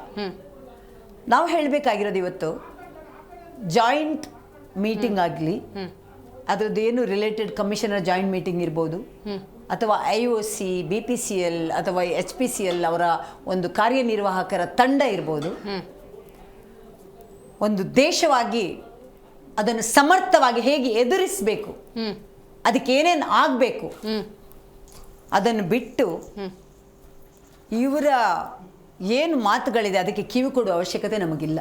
ಸಮಸ್ಯೆ ಇಲ್ಲ ಹಾಗಾದ್ರೆ ಭಾರತದಲ್ಲಿ. ನಾನು ಹೇಳೋದು ಸಮಸ್ಯೆ ಇಲ್ಲ ಅಂತ ಹೇಳ್ತಾ ಇಲ್ಲ. ನೋಡಿ, ಸಮಸ್ಯೆ ನಾವು ಎದುರಿಸಿದ್ದೀವಿ. ಎಂತಹ ದೊಡ್ಡ ದೊಡ್ಡ ರಾಷ್ಟ್ರಗಳು ಮುಗ್ಗರಿಸಿದ್ರು ಕೂಡ ಭಾರತ ಬಲಿಷ್ಠವಾಗಿ ಎಲ್ಲವನ್ನು ಎದುರಿಸ್ಕೊಂಡು ಬಂದಿದೆ. ಇದೇನು ಹೊಸದಾಗಿ ಇವತ್ತು ಇದಾಗಿಲ್ಲ. ಎಂಥ ಕ್ರೈಸಿಸ್ ಟೈಮಲ್ಲೂ ಭಾರತ ಯಾವ ಥರ ಮ್ಯಾನೇಜ್ ಮಾಡ್ತದೆ ಅನ್ನೋದು ಗೊತ್ತಿದೆ. ಇವರು ಮಾತಾಡ್ತಾರೆ ಇವತ್ತು ಇರಾನ್ ಬಗ್ಗೆ, ಅಥವಾ ನೋಡಿ, ನರೇಂದ್ರ ಮೋದಿ ಅವರು ಇರಾನ್ನ ಅಧ್ಯಕ್ಷರ ಹತ್ರನೂ ಮಾತಾಡಿದ್ದಾರೆ. ರಾಜತಾಂತ್ರಿಕತೆ ಅನ್ನೋದು ಇವರಿಂದ ಅವ್ರಿಗೆ ಹೇಳ್ಕೊಳ್ಬೇಕಾದ ಅವಶ್ಯಕತೆ ಇಲ್ಲ. ಗೊತ್ತಿದೆ ಅವರಿಗೆ ದೇಶವನ್ನು ಯಾವ ಥರ ರಕ್ಷಣೆ ಮಾಡ್ಕೋಬೇಕು, ದೇಶಕ್ಕೆ ಏನೇನು ಬೇಕು ಅನ್ನೋದು ಖಂಡಿತವಾಗ್ಲೂ ಕಾಂಗ್ರೆಸ್ ಅವರ ಹತ್ರ ಪಾಠ ಹೇಳಿಸ್ಕೊಳ್ಳುವ ಅವಶ್ಯಕತೆ ನರೇಂದ್ರ ಮೋದಿ ಅವರಿಗಿಲ್ಲ. ಹೌದು, ಕ್ರೈಸಿಸ್ ನಡೀತಾ ಇದೆ, ಇಲ್ಲ ಅಂತ ನಾವು ಹೇಳ್ತಾ ಇಲ್ಲ. ಜಾಗತಿಕ ಮಟ್ಟದಲ್ಲಿ ನಡೆದಾಗ ರಾಜ್ಯವಾಗಿ ನಾವೇನು ಮಾಡ್ತಾ ಇದ್ದೀವಿ, ಕಾಂಗ್ರೆಸ್ಸಿನ ಪದಾಧಿಕಾರಿಗಳು ಮಹಿಳೆಯರು ಹೋಗಿ ಕಟ್ಟಿಗೆಯಲ್ಲಿ ಟೀ ಮಾಡ್ಕೊಂಡು, ನಿಮ್ಮ ಮನೆಯಲ್ಲಿ ಬಹುಶಃ ಗ್ಯಾಸ್ ಕಮ್ಮಿ ಆಗಿದೆ, ಟೀ ತಗೊಳ್ಳಿ ಅಂತಾರೆ. ನಿಜವಾಗ್ಲೂ ಮನೆಯಲ್ಲಿ ಗ್ಯಾಸ್ ಪ್ರಾಬ್ಲಮ್ ಇದೆಯಾ ಅಂದರೆ, ಇದನ್ನು ಯಾವ ಥರ ಉಲ್ಬಣ ಮಾಡಬೇಕು, ಯಾವ ಥರ ಪ್ಯಾನಿಕ್ ಮಾಡಿಸ್ಬೇಕು, ಇದರ ಹತ್ರ ಕಾಂಗ್ರೆಸ್ ಈ ವಿಚಾರದಲ್ಲೂ ರಾಜಕೀಯ ಮಾಡ್ತಿದ್ದಾರೆ ಅಂತ ಇಲ್ಲ ಅಂದ್ರೆ ಮಹಿಳಾ ಪದಾಧಿಕಾರಿಗಳು ಹೋಗಿ ನಿಮ್ಮ ಮನೆಯಲ್ಲಿ ಟೀ ಮಾಡಕ್ಕೆ ಕಷ್ಟ ಇರ್ಬೋದು, ನಾವು ಮಾಡ್ಕೊಡ್ತೀವಿ ಅಂತ ಮಾಡ್ಕೊಡ್ತಾ ಇದ್ದಾರೆ ಅಂದರೆ ಅರ್ಥ ಮಾಡ್ಕೊಳ್ಳಿ ಯಾವ ಲೆವೆಲ್ಗೆ ಇವರ ಥಿಂಕಿಂಗ್ ಇದೆ, ಯಾವ ಥರ ಇವರ ಒಂದು ಯೋಚನಾ ಲಹರಿ ಹೋಗ್ತಾ ಇದೆ, ಅರ್ಥ ಮಾಡ್ಕೋಬೇಕು. ಯಾರಾದರೂ ಇಡೀ ವಾಹಿನಿ ನೋಡ್ಕೊಳ್ಳುವ ಪ್ರತಿಯೊಬ್ಬರು ಕೇಳ್ತೀನಿ, ಡೊಮ್ಯಾಸ್ಟಿಕ್ ಗ್ಯಾಸ್ ಯಾರಿಗಾದ್ರು ತೊಂದರೆ ಆಗಿದೆಯಾ? ನಾನು ಅದಕ್ಕೋಸ್ಕರ ನಿನ್ನೆ ಬೇಗ ಬುಕ್ ಮಾಡಿದೆ, ಮೊನ್ನೆನೇ ಬಂದ್ಬಿಡ್ತು ಒಂದೇ ದಿನದಲ್ಲಿ. ಮನೆಯಲ್ಲಿ ನಿಮ್ಮ ಮನೆಯಲ್ಲಿ ಟೀ ಮಾಡಕ್ಕೆ ತೊಂದರೆ ಇದೆ ಅಂತ ಹೇಳಿ ಕಾಂಗ್ರೆಸ್ನ ಮಹಿಳಾ ಪದಾಧಿಕಾರಿಯವರು ರಸ್ತೆಯಲ್ಲಿ ಕಟ್ಟಿಗೆಯಲ್ಲಿ ಟೀ ಮಾಡಿಬಿಟ್ಟು ಮಾರ್ಕೆಟಲ್ಲಿ ಕೊಡೋದನ್ನು ನಾನೇ ಕಣ್ಣಾರೆ ನೋಡಿದೆ. ಯಾಕೆ ಅಂತ ಕೇಳಿದಾಗ ಹೇಳ್ತಾರೆ, ಅವ್ರ ಮನೆಯಲ್ಲಿ ಕಷ್ಟ ಇರ್ಬೋದು, ಗ್ಯಾಸ್ ಇಲ್ಲದೆ ಇರ್ಬೋದು ಅಂತ. ಅಂದ್ರೆ ನಿಜಕ್ಕೂ ಮನೆಯಲ್ಲಿ ಗ್ಯಾಸ್ ತೊಂದರೆ ಆಗಿದೆಯಾ, ಡೊಮೆಸ್ಟಿಕ್ ತೊಂದರೆ ಆಗಿದೆಯಾ? ನಿಮ್ ಪಕ್ಕದಲ್ಲಿ ಒಂದು ದೃಶ್ಯ ಕಾಣಿಸ್ತಿದೆಯಾ ಅಲ್ಲಿ ಮಾನಿಟರ್ ಅಲ್ಲಿ? ಹೌದು, ಅದು ಜನರೇ ಮೇಡಮ್, ಅಂದ್ರೆ ಕಮರ್ಷಿಯಲ್ ಹೋಟೆಲ್ ಇಟ್ಕೊಂಡವ್ರಲ್ಲ, ಮನೆ ಸಿಲಿಂಡರ್ ಮೇಡಮ್. ಯಾಕಂಗೆ ಕ್ಯೂ ನಿಂತಿದ್ದಾರೆ ಅಂತ ಕಲಬುರ್ಗಿದು. ಒಂದು ಮಾತಿಲ್ಲಿ ಹೇಳ್ತೀನಿ, ಕಲಬುರ್ಗಿ ಬಗ್ಗೆನೇ ನಾವು ಮಾತಾಡೋಣ. ಎಲ್ಲಿಯಾದ್ರೂ ನೀವೇ ಬೇಕಾದ್ರೆ ಯಾರಿಗಾದ್ರೂ ಒಂದು ಫೋನ್ ತಗೊಳ್ಳಿ, ಸಾಮಾನ್ಯ ಜನರಿಗೆ ಫೋನ್ ತಗೊಳ್ಳಿ. ನಮ್ದೇ ದೃಶ್ಯ, ನಾವೇ ನಿಮ್ಮದೇ ದೃಶ್ಯ ಇರ್ಬೋದು ನೋಡಿ. ಕಲಬುರ್ಗಿಯಲ್ಲಿ ಆಗಿದೆ ಅಂತ ಹೇಳಿದ್ರೆ ಅದು ಏನಿರ್ಬೋದು ಅಂತ ನಾವು ರಿಯಾಲಿಟಿ ಚೆಕ್ ಮಾಡಿದಾಗ ಗೊತ್ತಾಗುತ್ತೆ.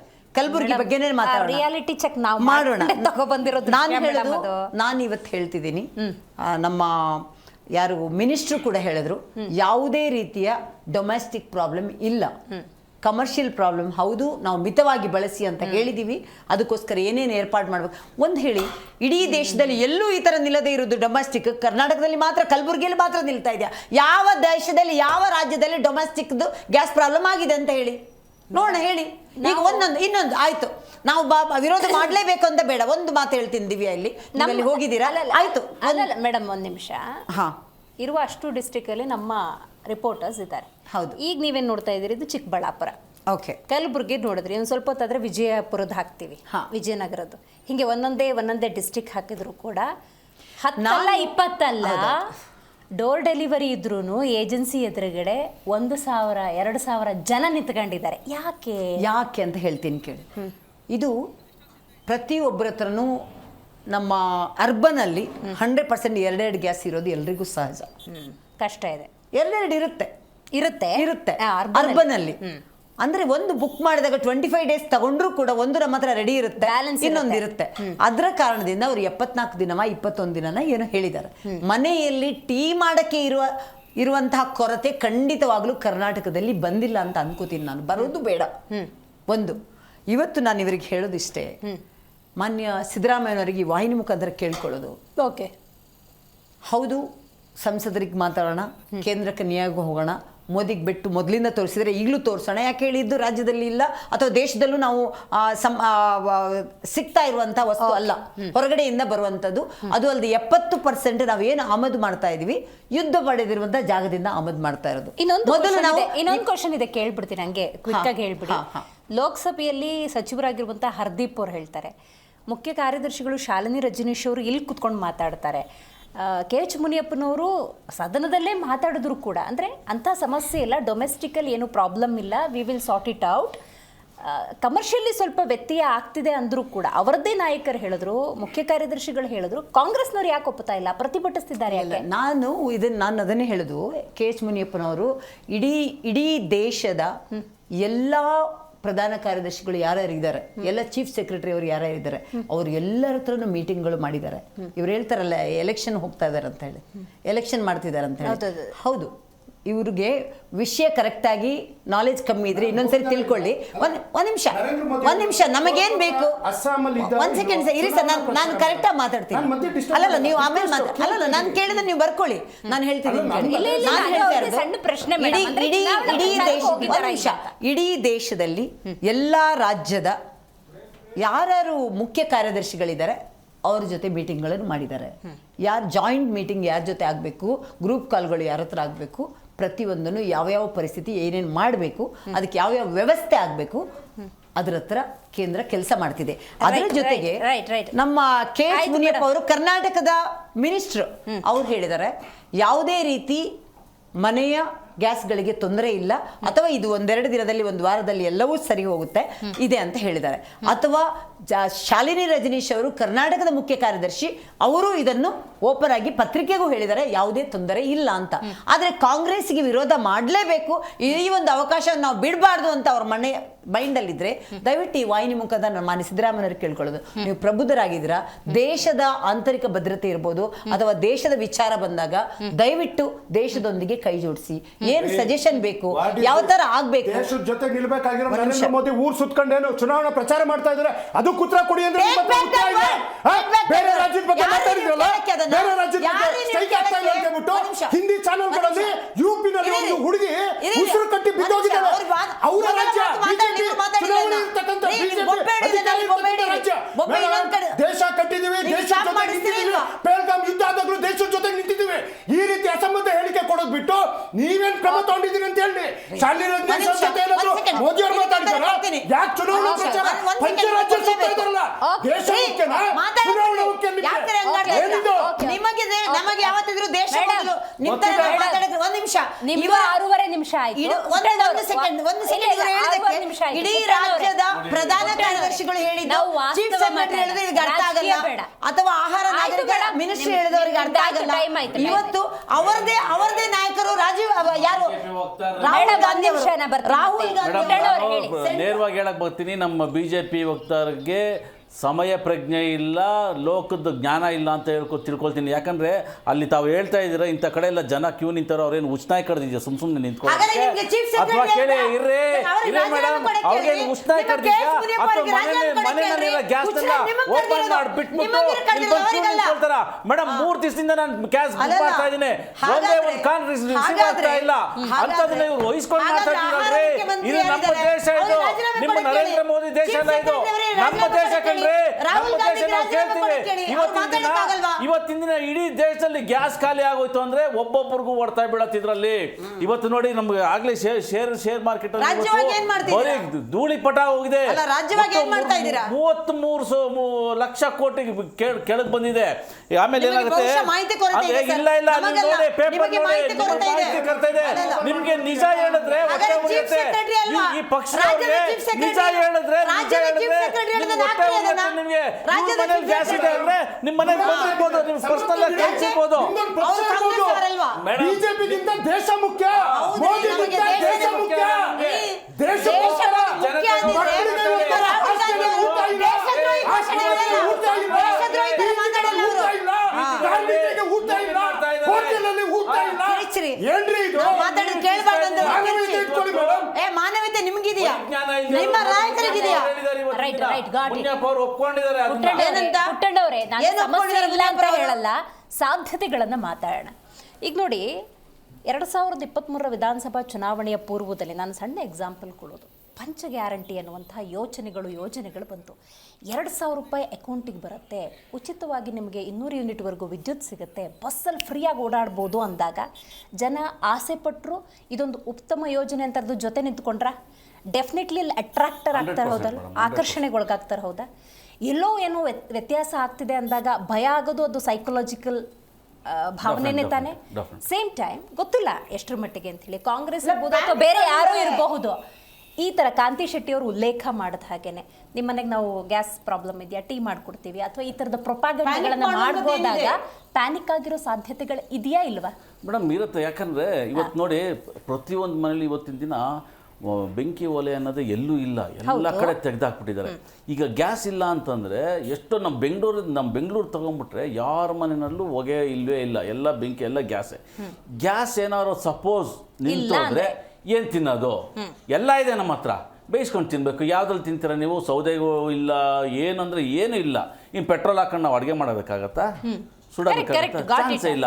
ಇದ್ರ ಬಗ್ಗೆ ಇವು ನಮ್ಮ ದೇಶ ಯಾಕೆ ಪ್ರಶ್ನೆ ಕೇಳಿದೆ ಅಂದರೆ, ನಾನು KH ಮುನಿಯಪ್ಪನವರೇ ಹೇಳಿದರೆ ಡೊಮೆಸ್ಟಿಕ್ಕಿಗೆ ಯಾವುದೇ ರೀತಿ ಸಮಸ್ಯೆ ಇಲ್ಲ. ಏಜೆನ್ಸಿಗಳು, ನಾವು ಬಹುತೇಕ ಎಲ್ಲ ಕಡೆ ಹೋಗಿ ಏಜೆನ್ಸಿ ಹೆಡ್ಗಳ ಹತ್ರ ಮಾತಾಡಿದ್ದೀವಿ. ಅವ್ರು ಹೇಳೋದು 1-2 ದಿವಸ ಡಿಲೇ ಆಗ್ಬೋದೇ ಹೊರತು ಗೃಹ ಬಳಕೆಗೆ ಯಾವುದೇ ರೀತಿ ಕೊರತೆ ಆಗೋಕ್ಕೆ ಸಾಧ್ಯ ಇಲ್ಲ. ಜನ ಕೊಂಚ ಪ್ಯಾನಿಕ್ ಆಗಿದ್ದಾರೆ, ಸಾಲ್ಗಟ್ಟೆ ನಿಂತಿದ್ದಾರೆ.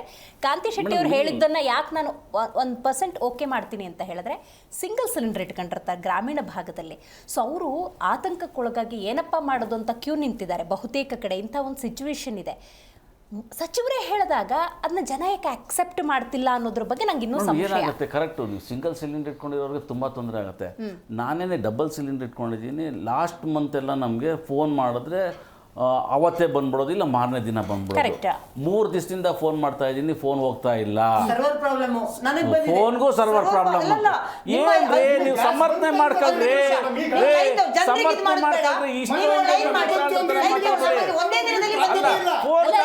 ಫೋನ್ ಕಾಲ್ಗೂ ಇದಕ್ಕೆ ಏನ್ರಿ ಸರ್ವರ್ ಪ್ರಾಬ್ಲಮ್? ಫೋನ್ ಕಾಲ್ಗೂ ಇದಕ್ಕೆ ಯಾವ ಸರ್ವರ್ ಪ್ರಾಬ್ಲಮ್? ನಿಮಿಷ ಯಾಕ್ರಿ ಸಮರ್ಥನೆ ನಿಮ್ಗೆ ಮತ್ತೊಮ್ಮೆ ನಿಮ್ಗೆ ಮಾಹಿತಿ ಕೊರತೆ ಇದೆ. ಸುನಿಲ್ ಕುಮಾರ್ ಅವರು ಏನ್ ಮಾತಾಡಿದ್ರು, ಸಿಎಂ ಅವ್ರು ಏನ್ ಮಾತಾಡಿದ್ರು? ಸರ್ವರ್ ಇದೆಯಾ ಇಲ್ಲಿ? 3 ವರ್ಷದಿಂದ ಸರ್ವರ್ ಪ್ರಾಬ್ಲಮ್ ಸರಿ ಮಾಡಕ್ಕಾಗಲಿ. ಫೋನ್ ಕಾಲ್ ಮಾಡಿದ್ರೆ ಫೋನ್ ಗ್ಯಾಸ್ ಬಟ್ ಓಕೆ, ಮಾತಾಡಿ. ಒಂದು ಸಣ್ಣ ಬ್ರೇಕ್ ತಗೋತೀನಿ. ಪ್ರಾಕ್ಟಿಕಲಿ ನಾವು ನೋಡೋದಾದ್ರೆ ಒಂದಷ್ಟು ಮಂದಿಗೆ ಸಮಸ್ಯೆ ಆಗ್ತಾ ಇದೆ. ನಾವು 10 ಅಂತ ತಗೊಂಡ್ರೆ 7 ಮಂದಿಗೆ ಸಮಸ್ಯೆ ಆಗ್ತಿರೋದು ನಿಜ. ಅದು ಸಿಂಗಲ್ ಸಿಲಿಂಡರ್ ಇಟ್ಕೊಂಡಿರೋರು ಇರ್ಬೋದು, ಅಥವಾ ಈ ರೀತಿ ಆನ್ಲೈನಲ್ಲಿ ಬುಕ್ಕಿಂಗ್, ಕೆಲವು ಮೆಸೇಜ್ಗಳ ಮೂಲಕ ಟ್ರಾನ್ಸಾಕ್ಷನ್ ಮಾಡುವ ಅಥವಾ ಬುಕ್ಕಿಂಗ್ ಮಾಡುವ ಸಂದರ್ಭದಲ್ಲಿ ಸಮಸ್ಯೆಗಳು ಉಂಟಾಗ್ತದೆ. ಯಾಕಂದರೆ ಎಲ್ಲಿ ಅಭಾವ ಉಂಟಾಗುತ್ತೆ ಅಂತ ಹೇಳಿ ಕೇಂದ್ರ ಕೂಡ ಕೆಲವೊಂದು ಸೂಚನೆಗಳನ್ನು ವಿಧಿಸಿದೆ.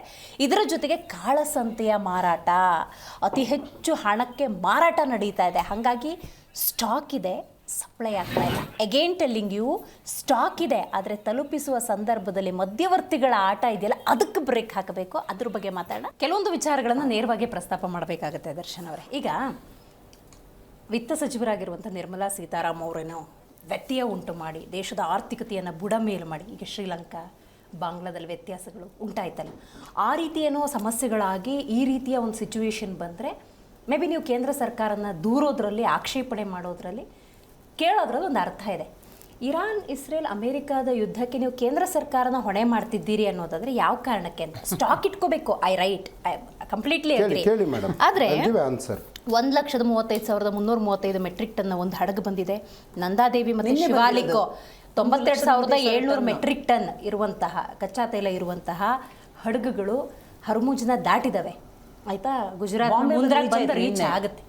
ಸೊ ಇಂಥ ಸಿಚುವೇಶನ್ ಇದ್ದಾಗ ಎಲ್ಲೋ ಕಡೆ ಆ ಸ್ಟಾಕ್ಗಳನ್ನ ತರಿಸ್ಕೋಬೇಕು, ಸಮಸ್ಯೆ ಆಗದಿರಂಗೆ ನಿಭಾಯಿಸಬೇಕು ಅನ್ನುವಂಥ ನಿಟ್ಟಿನಲ್ಲೇ ಕೇಂದ್ರ ಸರ್ಕಾರ ಕೆಲಸ ಮಾಡ್ತಿದೆ ಅಂತ ನೀವು ತಗೊಳಕ್ ಸಾಧ್ಯ ಇಲ್ವಾ? ನೀವು ಕೇಳಿದ್ದು ಪ್ರಶ್ನೆ ಕರೆಕ್ಟ್ ಆಗಿದೆ, ಕೇಳೋದಕ್ಕೂ ಚೆನ್ನಾಗಿದೆ.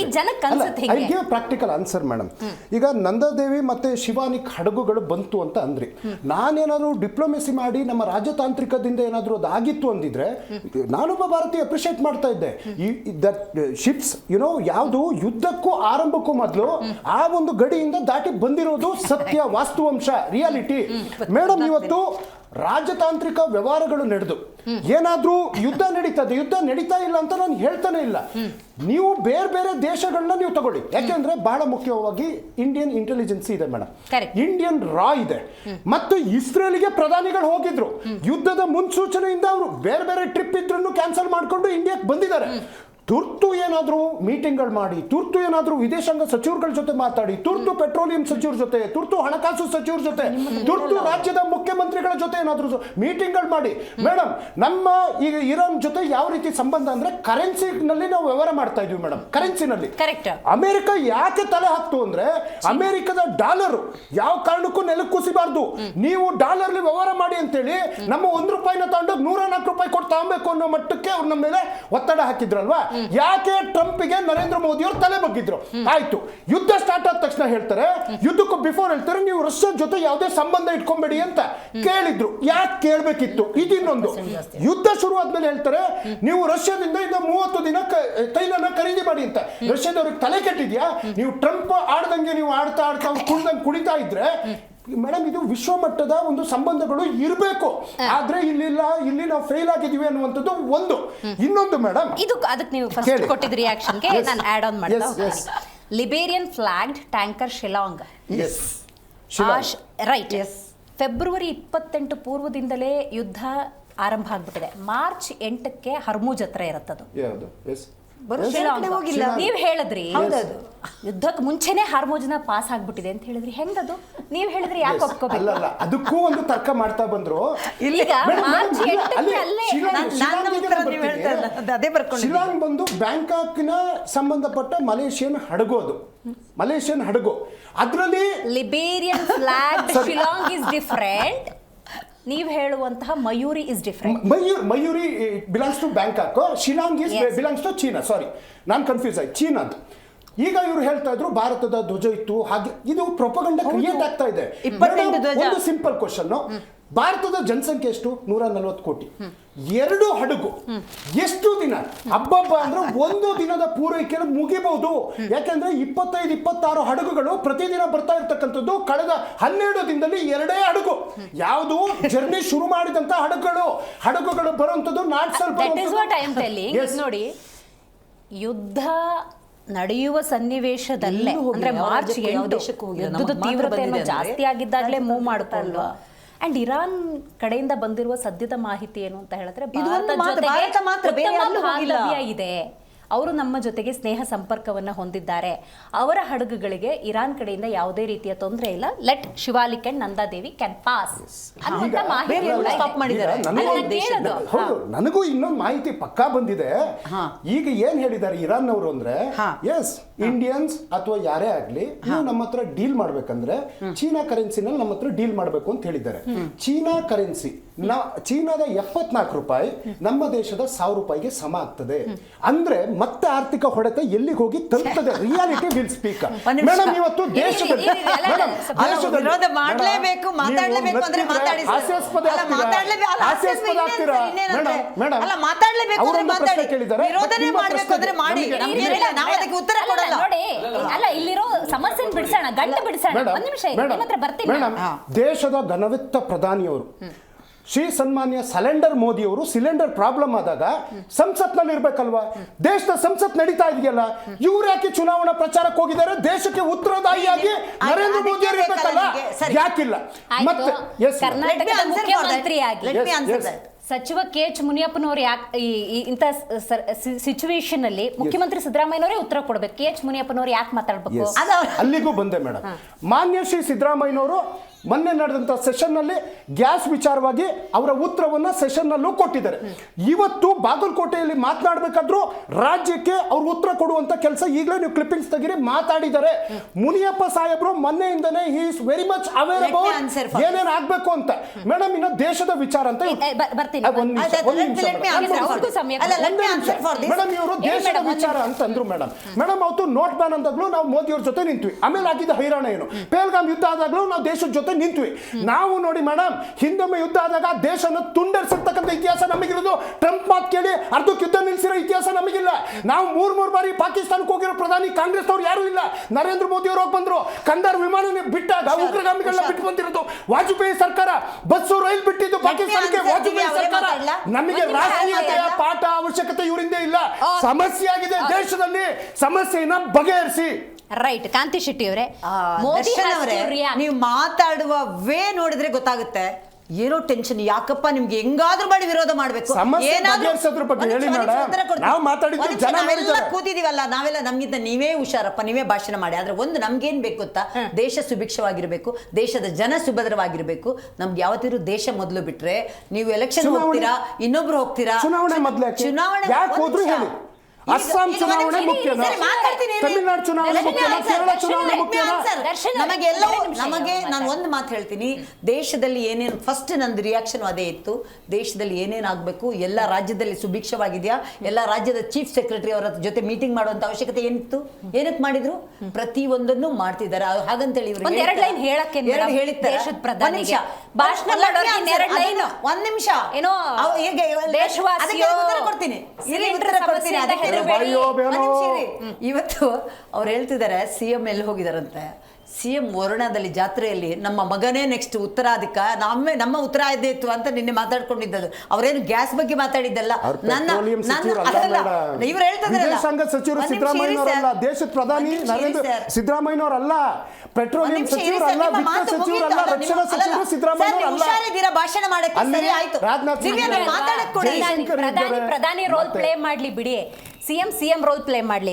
ಕಾಂತಿ ಶೆಟ್ಟಿ ಅವರೇ ಉತ್ತರ ಕೊಡಿ. ನೋಡಿ ನನ್ಗೆ ಇನ್ನೊಂದಿದೆ, ಚೀನಾ ಕರೆನ್ಸಿ ಜೊತೆಗೆ ನೆಕ್ಸ್ಟ್ ವಹಿವಾಟು ಏನಾರು ಆಗತ್ತಾ? ಅದಕ್ಕೆ ಹೂ ಅಂತೀರಾ? ಚೀನಾ ಕರೆನ್ಸಿಯ ಜೊತೆ ವ್ಯಾಪಾರ ವಹಿವಾಟುಗಳಿಗೆ ಇದನ್ನ ನಾವು ಇಲ್ಲಿ ವಕ್ತಾರಳ ಕೂತ್ಕೊಂಡು ಉತ್ತರ ಕೊಡಕ್ಕಾಗಲ್ಲ. ಚೀನಾ ಜೊತೆ ನಾವು ಚಿನ್ನ ಕೊಡ್ತೀವ, ಇನ್ನೊಂದು ಕೊಡ್ತೀವ, ಡೆಫಿನೆಟ್ಲಿ ಆದಾಗ ನಿಮ್ಗೆ ಫಸ್ಟ್ ಗೊತ್ತಾಗುತ್ತೆ. ನಿಮ್ಗೆ ಎಷ್ಟು ಗೊತ್ತಾಗುತ್ತೆ, ನಮ್ಗೆ ಗೊತ್ತಾಗುತ್ತೆ ಚಿನ್ನ ವ್ಯವಹಾರನ ಅಥವಾ ಏನು ಅಂತ ಹೇಳಿ. ಈ ಕಾಂಗ್ರೆಸ್ ವಕ್ತಾರರು ಎವಿಡೆಂಟ್ ಆಗಿ ಕಾಣಿಸ್ತಾ ಇದೆ ನಿಮ್ಮ ಟೆನ್ಷನ್ ಏನಂತ ನಮ್ಗೆ ಅರ್ಥ ಆಗ್ತಿಲ್ಲ. ಹೇಗಾದ್ರೂ ಮಾಡಿ ಈ ಒಂದು ಅಪರ್ಚುನಿಟಿನ ಮಾಡಿ ಮೋದಿನ ಕಾರ್ನರ್ ಮಾಡಲೇಬೇಕು ಸರ್. ನೀವೇನೋ ಮನೆ ಗ್ಯಾಸ್ ಸಿಗುತ್ತೆ, ಕಮರ್ಷಿಯಲ್ ಗ್ಯಾಸ್ ನಾನು ಕೂಲಾಗಿ ಮಾತಾಡ್ತಿದ್ದೀನಿ. ಯಾಕೆ ಗೊತ್ತಾ, ಅವ್ರು ಎಷ್ಟಾದ್ರೂ ಟೆಂಪ್ಟ್ ಮಾಡ್ಕೊಳ್ಳಿ, ನಮಗೇನ್ ಬೇಕು, ದೇಶದ ಹಿತ ಬೇಕು. ನಮಗೆ ನಿಜವಾಗ್ಲೂ ಹೇಳ್ತಿದ್ದೀನಿ ಕೇಳಿ, ನಾವು ಸುಭದ್ರ ದೇಶದಲ್ಲಿ ಇದೀವಿ ಅಂತ ಹೇಳುವ ಒಂದು ಖುಷಿ ಇದೆಯಲ್ಲ, ಬೇರೆ ಯಾರಿಗೂ ಭಾರತೀಯರಿಗೆ ಅದು ಇದೆ. ನಾವು ಸುಭದ್ರದಲ್ಲಿ ಇದೀವಿ ಅಂತ ಹೇಳಿ. ಇವತ್ತು ಯುದ್ಧದ ಪರಿಣಾಮವಾಗಿ ಯಾವ್ಯಾವ ದೇಶದಲ್ಲಿ ಎಷ್ಟೆಷ್ಟು ಬೆಲೆ ಏರಿಕೆ ಅಂತ ಹೇಳಿದ್ರೆ, ಅಮೆರಿಕ 14% ಇಂಧನ ಜಾಸ್ತಿ ಮಾಡಿದ್ದಾರೆ, ಬ್ರಿಟನ್ 6% ಮಾಡಿದ್ದಾರೆ, ಆಸ್ಟ್ರೇಲಿಯಾ 15% ಮಾಡಿದ್ದಾರೆ, ದಕ್ಷಿಣ ಕೊರಿಯಾ. ಸರ್ ನಾನು ವಕ್ತಾರಳಾಗಿ ಹೇಳ್ತಾ ಇದ್ದೀನಿ, ಬರ್ಕೊಳ್ಳಿ. ತಪ್ಪಿದ್ರೆ ಅದನ್ನ ಹೇಳಿ. ಮಧ್ಯೆ ನೋಡಿ ಬೇರೆಯವ್ರಿಗೆ ಕೇಳಬಾರ್ದು. ಯಾರ್ದು ಸರ್ ಇದು? ಮಹೇಶ್ ವಿಕ್ರಮ್ದಲ್ಲ ಸರ್, ನಮ್ಮ ಇದು ಪೋಸ್ಟ್ ಕಾರ್ಡ್ ಅಲ್ಲ ಸರ್. ಇದು ಯಾವ್ದು ಪೋಸ್ಟ್ ಕಾರ್ಡ್? ಇದು ಪೋಸ್ಟ್ ಕಾರ್ಡ್ ಅಲ್ಲ. ನಾನು ಹೇಳ್ತೀನಿ ಕೇಳಿ, ಅಮೆರಿಕ 14%, ಬ್ರಿಟನ್ 6%, ಆಸ್ಟ್ರೇಲಿಯಾ 15%, ದಕ್ಷಿಣ ಕೊರಿಯಾ 10%, ಪಾಕಿಸ್ತಾನ 20%, ಮಾಲ್ಡೀವ್ಸ್ 22%, ಶ್ರೀಲಂಕಾ 15%, ಚೀನಾ 10%, ಭಾರತ 0%. ಸಮತೋಲನ ಕಾಯ್ಕೊಂಡಿದೆ ಅಂತ ಹೇಳಿದ್ರೆ, ಭಾರತ ನಮಗ್ ಬೇಕಾಗಿರೋದು ಭಾರತೀಯರನ್ನು ಸುರಕ್ಷಿತವಾಗಿ ಇಟ್ಕೊಳ್ಳೋದು, ಭಾರತಕ್ಕೆ ಏನ್ ಬೇಕು ಅದನ್ನು ಮಾಡೋದು ಬಿಟ್ಟು ರಾಜತಾಂತ್ರಿಕತೆ ಇಲ್ಲ ಅಂತ ಹೇಳಿದ್ರೆ, ಬ್ರಿಟನ್ ಇಂದ ನಿನ್ನೆ 1,35,000 ಟನ್ ಬರುತ್ತಾ ನಮ್ಗೆ? ಬೇರೆ ದೇಶಕ್ಕೆ ಯಾಕೆ ಹೋಗಿಲ್ಲ? ಬರೀ ನಮ್ಮ ದೇಶದ ಮಾತ್ರ ಯಾಕೆ ಬಂದಿದೆ? ಇದು ನಮ್ಮ ರಾಜತಾಂತ್ರಿಕತೆ ಗೆಲುವು. ಇದನ್ನು ನರೇಂದ್ರ ಮೋದಿ ಅವರು ರಾಜಾರೋಷವಾಗಿ ಎಲ್ರಿಗೆ ಹೇಳ್ಬೇಕಂತ ಅವಶ್ಯಕತೆ ಇಲ್ಲ. ಅವ್ರು ಯಾರ ಹತ್ರ ಸಾಕು, ಸಮಸ್ಯೆ ಬಗೆಹರಿದ್ರೆ ಸಾಕು. ನಮಗೇನ್ ಬೇಕು? ದೇಶ ಸುಸ್ಥಿರವಾಗಿರ್ಬೇಕು, ದೇಶದ ಜನ ಸುಭದ್ರವಾಗಿರ್ಬೇಕು. ಬಿಟ್ರೆ ಇವರಿಗೆ ಕಾಂಗ್ರೆಸ್ ಅವರಿಗೆ ಉತ್ತರ ಕೊಡ್ಬೇಕು. ಈಗ ನಾವು ಎಲ್ಲರೂ ನೋಡಿದೀವಿ, ಇವ್ರ ತರನೇ ಅವರು ನಗಪಾಟಲಾದ್ರು ಮೊನ್ನೆ ಯಾವ್ದು ಹೇಳಿ, ನಮ್ಮ ಇವರ ಕೇಂದ್ರದ ವಿರೋಧ ಪಕ್ಷದ ನಾಯಕರಾದಂಥ ರಾಹುಲ್ ಗಾಂಧಿ ಅವರು ನಿಜವಾದ ಕ್ರೈಸಿಸ್ ಇದ್ದದ್ದು. ಇವತ್ತು ನಾವೇನು ಮಾತಾಡ್ತಿದ್ದೀವ, ಒಳ್ಳೆ ವಿಚಾರ, ಗ್ಯಾಸ್ ಬಗ್ಗೆ ಮಾತಾಡಬೇಕು. ಅವ್ರೇನು ಮಾತಾಡಿದ್ರು ಬಂದು ಗ್ಯಾಸ್ ಬಗ್ಗೆ ಮಾತಾಡಿದ್ರ ಅವ್ರು ಮಾತಾಡ್ಲಿ ಅವ್ರು ಬೇಡ ಅಂತ ಹೇಳಲ್ಲ. ಮಾತಾಡಿದ್ ಬಿಡ್ಲಿ, ಪ್ರಧಾನಿಯವರೇ ನಾಪತ್ತೆ ಆಗಿದ್ದಾರೆ ಮೇಡಮ್, ಸಂಸತ್ತಲ್ಲಿ ಉತ್ತರ ರೀ, ಕೊಡ್ತಾ ಅವಶ್ಯಕತೆ ಇಲ್ಲ ರೀ. ಯಾಕಿಲ್ಲ? ರೀ, ಒಂದ್ ನಿಮಿಷ ಈ ಇರಿ. ದೇಶದ ಪ್ರಧಾನಿ ನೀವು ರಾಹುಲ್ ಗಾಂಧಿ ಕೇಳಿ, ನಾವು ಒಪ್ತೀನಿ ಒಂದ್ ನಿಮಿಷ ಇರಿ. ಮೇಡಮ್. ಒಂದ್ ಸಂಸತ್ತಿಂದ ನಿಮಿಷ ಇರಿ. ನಾಪತ್ತೆ ಅಲ್ಲ, ಸಿಲಿಂಡರ್ ಒಂದ್ ಮೋದಿ, ನಿಮಿಷ ಇರಿ. ಸಿಲಿಂಡರ್ಗೆ ಉತ್ತರ ಕೊಡದ ಸಿಲಿಂಡರ್ ಮೋದಿ. ನನ್ನ ಒಂದು ಮಾತಿಲ್ಲಿ ನಾನು ವಾಹಿನಿ ಮುಖಾಂತರ ಹೇಳೋದು ವೀಕ್ಷಕರಿಗೆ, ದಯವಿಟ್ಟು ಯಾರು ಈ ಕಾಂಗ್ರೆಸ್ ಕೊಡುವಂತ ಪ್ಯಾನಿಕ್ ಇದೆಯಲ್ಲ, ಇವ್ರಿಗೆ ಹೌ ಹಾರ್ಕೊಂಡು ಮಾತಾಡ್ತಿದ್ರಲ್ಲ, ಅಯ್ಯೋ ಬೆಂಕಿ ಬಿತ್ತು, ಇಲ್ಲ ಖಂಡಿತವಾಗ್ಲೂ ನರೇಂದ್ರ ಮೋದಿ ಅವರು ನಾವೆಲ್ಲ ಸುಭದ್ರವಾದ ದೇಶದಲ್ಲಿ ಇದೀವಿ 100%. ನೋಡಿ, ಸಮತೋಲ ಕರೋನಾ ಬಂದಾಗ ಕೂಡ ನಮ್ಮ ಹತ್ರ ಏನು ಇನ್ಫ್ರಾಸ್ಟ್ರಕ್ಚರ್ ಇರ್ಲಿಲ್ಲ ಆದ್ರೂ ಕೂಡ ನಾವೇ ವ್ಯಾಕ್ಸಿನೇಷನ್ ನಿಮಿಷ ಪ್ರಿಪೇರ್ ಮಾಡಿ ಬೇರೆ ದೇಶಕ್ಕೆ ರಫ್ತು ಮಾಡಿದ್ವು. ಬೇರೆ ದೇಶಕ್ಕೆ ರಫ್ತು ಮಾಡಿದಾಗ್ಲೂ ಇದೇ ಸಿಎಂ ಅವರು ಸಿದ್ದರಾಮಯ್ಯ ಅವರು ಹೇಳಿದ್ರು, ಇದು ಯಾವ್ದಪ್ಪ ಮೋದಿ ವ್ಯಾಕ್ಸಿನ್ ಅಂತ. ಕರೋನಾ ಬಗ್ಗೆ ನಿಮ್ ಪಾರ್ಟಿನವ್ರಿಗೆ ಮಾತಾಡೋಕೆ ಯೋಗ್ಯತೆನೇ ಇಲ್ಲ. ದೇಶದ ಜನ ಸರ್, ಇವತ್ತು ನಾವೆಲ್ಲ ಕೂತ್ಕೊಂಡ ಬೇಡ, ಚೆನ್ನಾಗಿಲ್ಲ ಸರ್. ನೀವು ಇನ್ನೊಬ್ರನ್ನ ಎಳೆಯೋದು ಬೇಡ. ಚೆನ್ನಾಗಿಲ್ಲ ಅದು.